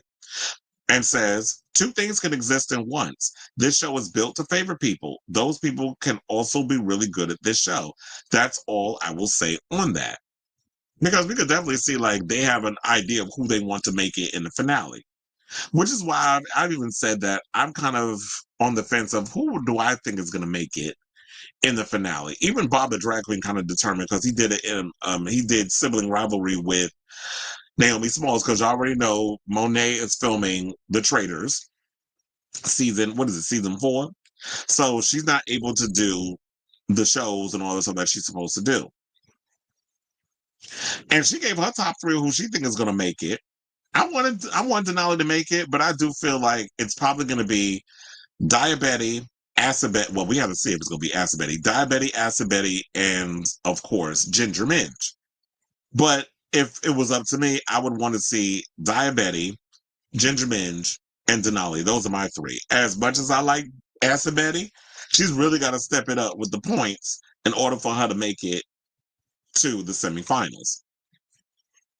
Now, they said elsewhere in the viewing party, Denali added that she was extremely upset and really mad and really disappointed when the winner of the lip sync was announced. She then confirmed a recent fan rumor that she walked off stage at the end of the episode rather than dancing on stage with the rest of the bracket. The moment was cut out of the edit, but viewers can get a glimpse of Denali pumping it to the back of the All-Stars stage as the music plays. Immediately in my mind, I needed a little bit of space, so I walked off stage. I did my processing in about 5 seconds. You'll see that I've done my processing almost immediately, and I go, Ginger, congratulations. You did amazing. That's awesome because you have to manage your emotions on TV, and I didn't want to come off as ungrateful.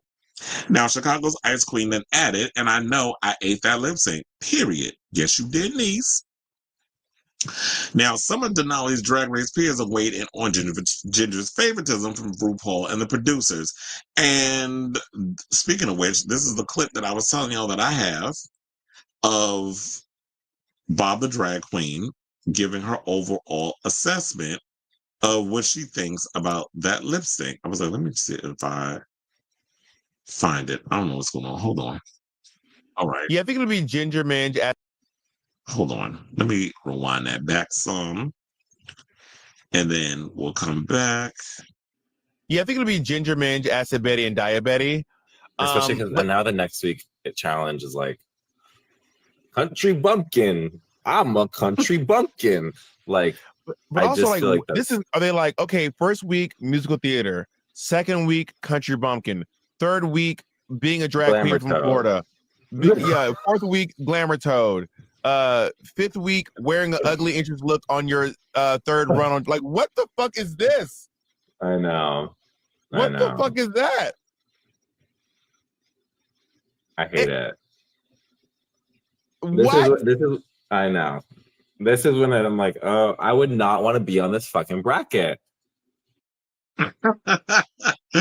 And you want to, I agree with too, because it's like it's frustrating when you do a show and then you have these people that just come in here and they just want to control the narrative. Like, it gets so annoying. It's like, yeah, I wouldn't want to be a part of this bracket either, because you pretty much made your mind up and conditioned us to be like, okay, this is who y'all want to make it all the way to the end. It's like, it's not even a contest. So it's like, no matter how hard I work and no matter what I do, you already pretty much made your minds up. So why should I even entertain the bullshit?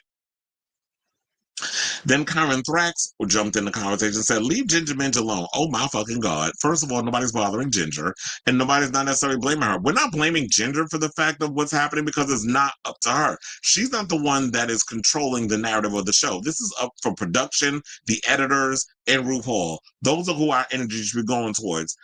And not Ginger. Ginger's up in here just doing what needs to be done because she wants it so bad, and she was kind of overlooked because Quiet as it's kept. She should have won her season over Violet Chachki.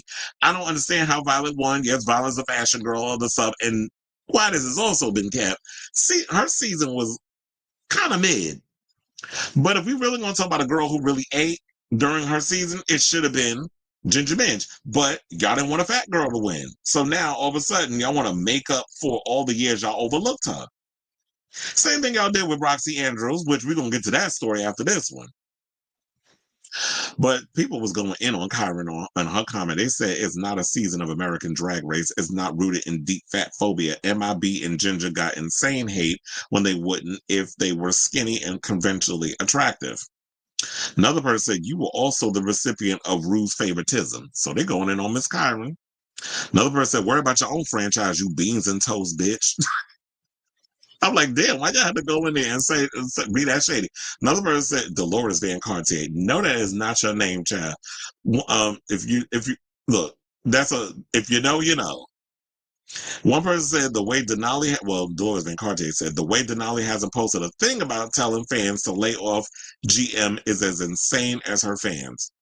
Well, why would she? I mean, at the end of the day, if she's telling y'all to lay off the fandom, what's that going to do? It's not like you're going to listen.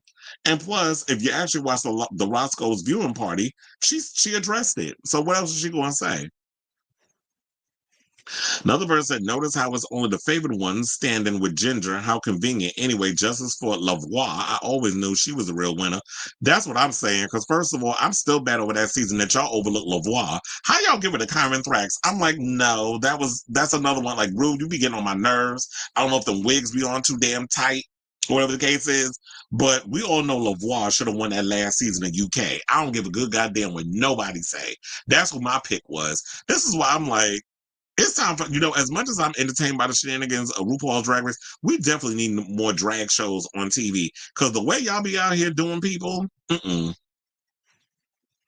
Now, Georges, who goes by George Mosa, George Mosa, said, what just happened? And posted a picture of Tokyo Tony, with her eyes bugged out in the car. And yeah, she was like, what just happened? Hashtag All Stars 10. Candy Muse jumped in the conversation and said, girl, I'm not finishing bracket 3. Call me back when the merge happens. Alyssa Hunter said, girl, watch it in person and now on screen, still giving the same energy. Or watched it in person and now on screen, still giving the same energy.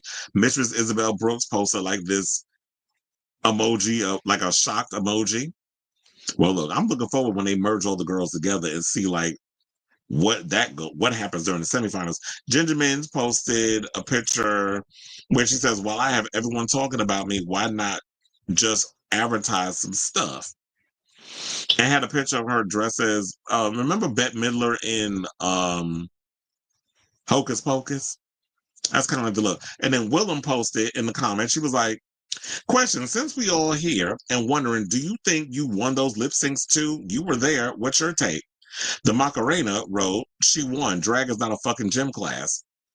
Well, no, it's not a gym class. But if a song requires you to do some tumbles and flips and popping and dipping and spinning, then bitch, you better get to giving me full-on aerobics. What you talking about, Willis? If the song requires it. Because I do be saying, like, not everything deserves a dip. Not everything deserves a duck walk. Not everything deserves a jump split. But when you're up there and the song does have moments where you have to be energetic and not just making stupid little faces, whatever, the things that Ginger Minj does, and Rue's well, a stupid little laugh, then you want, it's like, okay, now I'm gonna give it to you because I made you cackle. Like, to me, I don't need you up here making me laugh when I'm watching. That's what Snatch Game is for. That's what certain other challenge. But if you up here giving a lip sync, I need you to motherfucking lip sync for your motherfucking life. In the words of Silky Nutmeg Ganache, who is rumored to be on All Stars 11. Now, I will say this to wrap all this up. Now, if you're wondering how Ginger is taking it, she hasn't spoken out. She's kind of just letting things happen. I just feel like girls stay on social media. Don't get caught up in the mess. Don't get caught up in the drama. Let the fans say what they're going to say. The fans is going to say whatever they're going to say, however they feel. They're going to hate. They're going to do whatever. People are going to have their opinions, whether or not you agree with her or not. Ginger is a talented girl, and I don't think she deserves a lot of vitriol and hate. This is people behind the scenes that are pulling these strings and causing this mess because it's helping them go viral.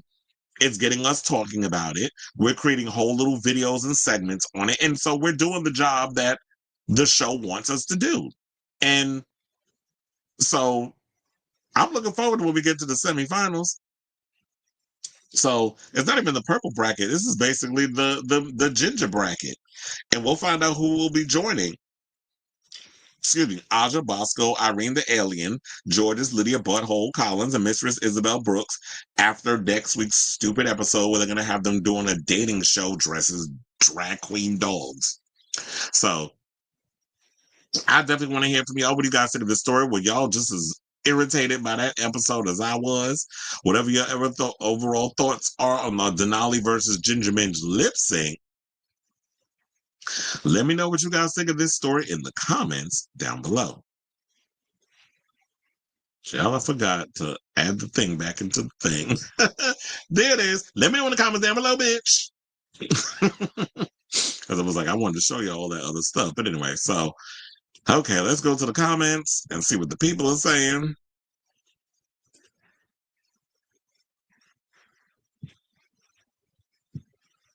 Our private's canceled because of this administration. It's making people in rural America.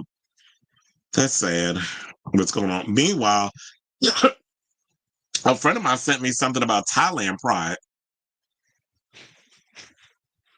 I was like, oh, I want to go to that. What do you say? It was, I keep getting a, are you ready for election stuff? Yeah, it says, Bangkok's Pride is one of the largest in Asia, and it's attracting LGBTQIA plus and travelers from around the world. So it's like a lot of people are leaving America. Well, I don't know why everybody's about America's the greatest city in the world. Well, the way things is going, not necessarily. It just feels like everybody's ready to move on and get their life elsewhere.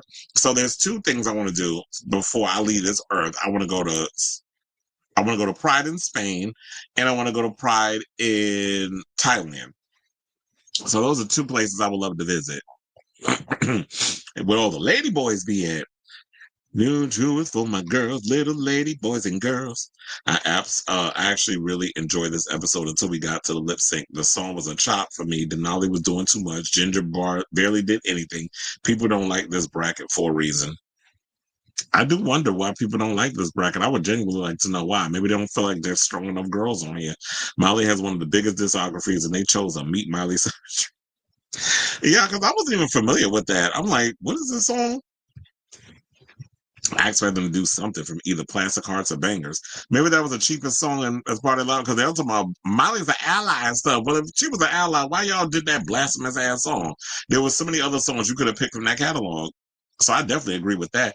I don't like how obvious they're making it look that Ginger will be in the final group of girls. Some people think she's going to win. I don't think she will. And if she does, it's going to be like when Jimbo won. Well, look, I already told y'all who the top two is. I don't know if y'all want me to spoil it in here again, but Ginger's one of the two. And you said, and this season had a lot of people excited until this bracket aired. I just know the fans aren't going to like whoever wins this season. The top two lip sync also has me worried. It's kind of like what Felix said with Jimbo, because I said the same thing. Jimbo couldn't hack it in Chicago, in Canada, so she had to come over to American shores and win a season. The Drag Race franchise hosted by RuPaul really works around pandering to her, while the other franchises don't have that. Yeah. They say, I love me some Drag Race, but it's truly a competition show where production's influence is so obvious. No, it's not a question. It's a fact. It's like, it's literally obvious. They're not even trying to hide it no more. That's the worst part about this show. Y'all not even trying to hide y'all bias. Cruz Beckham shaded his older brother for not finding a job, making a video of the... Well, Cruz need to mind his damn business. If Brooklyn wants to be a kept man and live off of his wife's wealth, then that's his business. First of all, y'all all a bunch of goddamn Nepo babies that ain't got no real job. So what are you bitching about? What you talking about, Willis? So Cruz, but this is that uppity Hollywood back and forth banter where it's just like, y'all sound dumb as hell. I heard that Drag Race Mexico is about to film at the end of the summer, and the filming location has moved from Colombia to Portugal.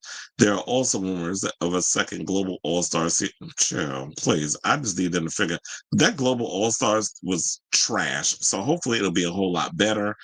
I wonder why they moved from Colombia. Maybe Portugal's a lot cheaper. I'm surprised they don't shoot Drag Race Mexico in Mexico. I thought Jenna's lip sync was boring. Yeah. And her fashions don't be kept giving me either. She really be thinking she be serving the girls with her looks. But you know, it's a lot of these comedic queens, they're not really big on like the fashions and stuff. But I just got so many of this. Are you ready for the election? I just got one of those from the damn, I've been watching so many election videos again. My algorithm is political again. Pete Booty Plug is the leading Democratic. Like you said, they moved filming to Portugal yeah, that's what I was saying. With the taxes, it's a lot cheaper, all that other stuff. Because they did the Global All Star. They shot that in Colombia at the MTV studios. Well, Madonna loves Portugal. Get all that Brazilian trade. All right, y'all. So now, while we talking about Drag Race being rigged for some people, I think this is the reason, maybe the reason why Roxxxy Andrews said she ain't coming back. Because, there was some rigor during All Stars 9. So yeah, but here's the thing. I love Angeria. I think she's a stellar queen. A friend of mine has done a couple of photo shoots with her. She is, from what I've heard, she's quite lovely. However, y'all not gonna sit up here and tell me that last season's All-Stars was not positioned. And I'm not saying like it was production, whatever the case was, but based off of how Roxxxy stepped her pussy up versus the previous 2 All-Star seasons that she did, where she was carried literally by Rolaska tops. That this time around, she didn't come into her own as a force to be reckoned with and deserved to walk away with the win of RuPaul's Drag Race All-Stars 9. So the world was first introduced to Roxxxy Andrews in the 5th season of RuPaul's Drag Race flagship franchise in 2013, where she pumped the runway all the way to the top 3 and just missed out on the crown to Jinx Monsoon. She then came back for All Stars 2 in 2016, then again making the finale but not snatching the crown, and again in 2024's All Stars 9, where she lost out to Angeria Paris Van Michaels. Though Roxxxy is one queen undoubtedly deserving of a Drag Race crown, it seems that 3 trips to the Drag Race workroom is enough for the Florida baddie, according to the recent post on Twitter. And this came out yesterday, which was the 22nd. Now, replying to a fan who asked, "Can you come back for All Stars? You are drag," Roxxxy replied in the firm negative. She said, "Never. I'm forever grateful for every moment on the show and everything I got. I got the best fans." She added, "I love making television, but my time as a contestant is over." Now, Roxxxy's placement as a run-up on the charity-based All-Stars 9 prompted dissent among fans of the show and fellow Drag Race sisters alike, despite Angeria being more than a worthy winner. Hence why I said Angeria is definitely a fierce queen. She's a strong contender. She's a force to be reckoned with. However, I do feel like that season was for Roxxxy to win, because I felt like, as I stated before, of all the other previous seasons where she was carried, and it was a lot of politics that played into her making it as far as she did. All Stars 9, she was there by herself. She didn't have Alaska and Detox to protect her, to keep her on the show when she wasn't doing her best. She really showed that she was a force to be reckoned with on All Stars 9. So me looking at that, I'm like, yeah, she definitely deserves to make it all the way to the finale and win. But then when she didn't, I was like, okay, now y'all playing in her face and y'all playing in our face. So Detox, who competed, speaking of Detox, the queen who competed alongside Roxxxy on both season 5 and All Stars 2, even said that Roxxxy not winning All Stars 9 was enough to rule out a future appearance for her too, saying, "Nope." That's what she said on Twitter, adding, "The itch is gone, playing in my girl Roxxxy's face." Absolutely. Now, Ginger Minj is currently competing on her fourth season of Drag Race and 3rd All Stars on the newly formatted All Stars 10, so a 4th-time return isn't out of the question. Well, that's for Ginger, but if Roxxxy is saying, "No, I don't want no parts. Like, you're not going to come up in here and I'm going to keep, working my ass off, and I get this close and I get there, and now we got shady ass producers in the background pulling stunts and shows, and playing in my face, dangling the carrot. And then when it comes down to the wire, then you're going to give it to somebody else. And I'm not saying like, I don't know why I have to keep reiterating this because I feel like some people are going to think like I'm thinking Angeria doesn't deserve her win. She definitely deserves her win. But I don't think producers should be playing in the face of people when you know that if Roxxxy did the damn thing, she should have won her season. Just like some people feel like Ginger Min should have won season 7 and not Violet Chachki, who's kind of be a thorn in a lot of people's ass based on some of the stuff she says and does. So Jujubee season 2 All Stars 5, 1, 5 in UK versus the world. Alexis Mateo season 3 All Stars 1, 5 in Canada versus the world season 2. And Eureka season 9, 10 All Stars 6 in Canada versus the world 2 have all also competed on 4 separate seasons of the show. But I think like with a lot of these girls, well, I don't know. Alexis Mateo might decide to want to come back. I could definitely see her come back. I wonder if Eureka will be interested in coming back. But Jujubee says she's done. She's done competing in drag. She's not interested in doing Drag Race. I mean, although it would be fairly entertaining to have her come back on the show, but she said she's done too. So there you have it. I ask all of you, what do you guys think of this story? Are you guys upset that Roxxxy Andrews has said that she has no interest in wanting to come back and compete on Drag Race? It's unfortunate. I love Roxxxy. I remember, look, I already told you my regret that time when I interviewed her during her season with Jinx, and it was kind of like the way I got so caught up in the show and the way she was treating, Jinx and stuff that I kind of, my energy towards her was a little on the negative side. And I realized like when you're watching a TV show, you have to be kind of like in the middle, playing devil's advocate. You can't be taking sides. But those are my early days of interviewing. Now I know better. I'm a lot older. I've done better. And now I understand how the whole situation works. You can't be taking a lot of the stuff that you're seeing on TV. You can't be acting like these crazy ass fans that be watching these shows. But that was the early days of Drag Race. Back when I tell you, it was like literally 5 of us. It was me, 2 other people. Well, I'm joking about 5. Not really, because it was me, a couple other people, and it was MTV that was there. And this is when it was on Logo. And it was like a handful of us in there that were press and media that was interviewing a lot of the girls for Drag Race that season. It's funny how we've all come a long way, yeah. So let me know what you guys think of this story in the comments down below. I'm gonna tell you also, I don't know where them damn interviews are, but they somewhere on YouTube. Okay.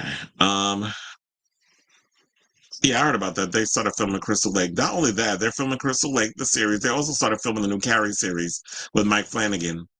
So I'm excited for those shows when they air. But yeah, I'm really excited for Crystal Lake. I kind of feel like watching Friday the 13th, to be honest. Don't know why, but I had a feeling Roxxxy would come back to compete in Canada because Brooklyn is obsessed with her. People bring up the lawsuit as to why she didn't win, but I guess we'll never know. Wait, there was a lawsuit? Where was I when that tea spilled? I don't blame Roxxxy for not wanting to go back. She did much better last year. I thought since she won all the lip syncs, I thought she'd win. Yeah, we all thought that, and then the show decided to play in our face with all of that. All right, y'all. So now, last but certainly not least, let's get to the story of the hour. Let's talk about porn stars, the homosexual kind. So, we're almost at the end of Pride. I think the big Pride parade is, in New York. Y'all be safe out there. I don't do the big one anymore. I just stick to like Queens and I stick to my local ones. But the big Pride event, I don't do big Prides anymore. I just felt like it got too commercial. It got too lame. It's too many people. A lot of y'all be getting on my damn nerves. I don't be like in the crowds like I used to. I've gotten all that out of my system. So I would love, the only way you're going to get me to go to a big Pride event, like I stated earlier, is if I do the one in Spain and I do the one in Thailand. Those are 2 places I want to visit to do Pride. But nevertheless, now that Pride is winding down, Pornhub has listed their adult male cinematographers or performers who y'all have been flogging the bishop over for the past year. So the world's largest Rhymes with Corn site showcased over 19 of the world's most prolific corn stars as part of its 2025 Pride Insights. Now, according to the, it said the angle array of data shares much anticipated insights into corn habits of countries across the world, including the demographics of people who watch gay corn and its popularity by age group. Now, according to the data, 53% of gay corn viewers identify as male, while 47, of course, is mostly men, while 47% identify as female. By far, the biggest male on male gay corn age range at 27% is y'all some freaks, 18 to 24-year-olds. And y'all talking about the Gen Zs don't be into the sex. That's a lie. Followed by 25 to 34-year-olds at 20%. The smallest at 11% were those aged 65 plus. Well, because the old grannies are not out here watching all that stuff. They up in the nursing homes hunching. But of course, the biggest question on the tip of everyone's tongue is, who are the top gay corn stars of 2025? So we do have the list of the menses, and I'm gonna pull up one of the main ones that we're gonna get into. And the first one is Malik Delgado. Well, first of all, he fine as hell. Isn't he like gay for pay? I think his father was he told about his father was an ex stripper too. Like his father used to strip at the gay clubs and all that other stuff. So yeah, so we have Malik Delgado. We have Joey Mills, who Joey Mills is starting to look a little older now, but when it comes to the twinks, they do age slow or age in reverse like Benjamin Button, but he's starting to look a little more mature. So we got Joey Mills, Foxy Alex, who I had to go and find a picture of Foxy Alex because he does not allow his Instagram. He's like a femme queen. He likes to wear girly clothes, nails and stuff, makeup, but she out here getting her back. She gives James Charles tease, except she got her back blown out. But yeah, so Foxy Alex, it was hard to I couldn't get an Instagram photo of it. If you go on my website, you can see everybody who's on the list. But so I had to go on social media and find a picture. In the gallery and stuff in order to talk about, in order to show it or post it, because his Instagram, you can't even embed some of the stuff that's on there. And then we have, after Foxy Alex, we have Tyler Wu, who I haven't seen a lot of his stuff. Of course, we have Raheem Shabazz, Summer, couldn't find a photo of them. Drake Vaughn, Drake Vaughn's just been all over the place. And we have Cade Maddox, Leon and Mike, couldn't find a photo of them. So it was hard to I just had to take from, basically what I had. Dom King. A lot of these people I have no idea. Child, now I know y'all done lost your mind. Y'all out here beating yourselves off to Timothy Champagne. Now y'all know we had conversations about her many a times on this show, but apparently y'all like all of them fake homosexuals, the ones that be out here looking for attention. But yeah, Timothy Champagne on the list. Then we have Yummy Prince. We have Felix Fox. We have William Seed. William Seed still around. Diego Sands. Poppy Kochich. Raphael Alencar. Dante Cole. And Adam Snow. So those are the ones that y'all out here, beating the meat to. But yeah, but then they posted something also where it was like in the link where they was talking about how Florida sees a VPN demand surge by more than 1,000% after Pornhub blocked. So yeah, so that's another conversation we need to talk about too. So yeah, well, all these places, these states, that are blocking adult performance or adult cinematography for people watching, particularly in Florida, they do have something where they said that, yeah, there are people out here using VPNs where they're going in there and they have the internet where they can watch things, whereas it's being blocked. So y'all be out here thinking, you Christians or whatever, trying to assert yourselves into stuff and thinking y'all really out here eating and banning stuff. You don't realize that technology, we're at an age where people can use VPNs and get around all of that, which is basically a virtual private network where they can get around the blocking of stuff. So you tell somebody they can't have something, that's going to want them to have it even more. But if you actually make it legal, but put guardrails or whatever on it, so that way, maybe you need to be focusing more on these Austin Wolf types that's out here selling videos of children in compromising positions and being abused.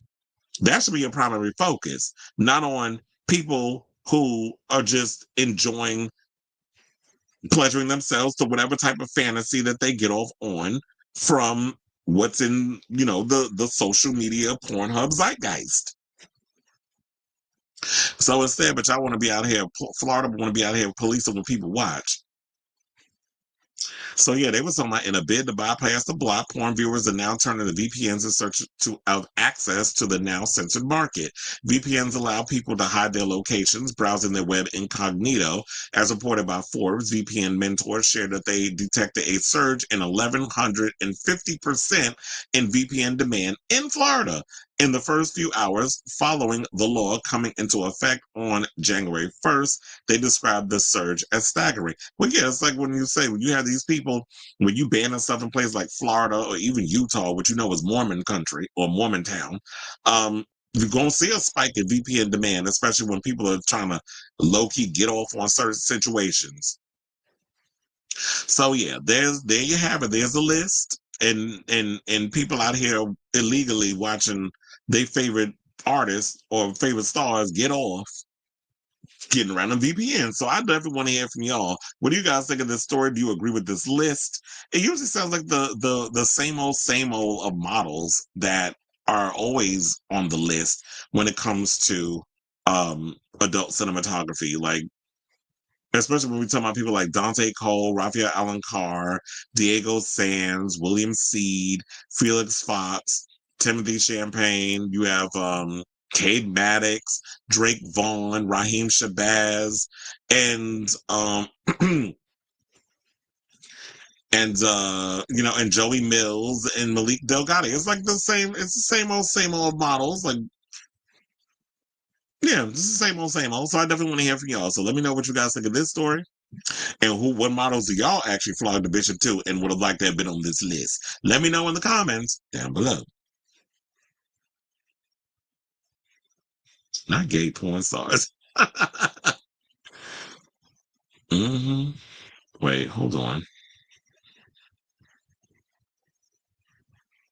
Gilmore Girls is 25 years old. Chill, I feel old. I just followed the Insta account yesterday since they posted archival content. I'm obsessed with the show. Oh, please. I used to watch Gilmore Girls a lot when I was younger.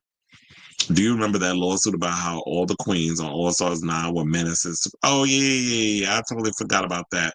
We never heard about it again, and they literally invited Georges back for All Stars 10. Yeah, I totally forgot about that.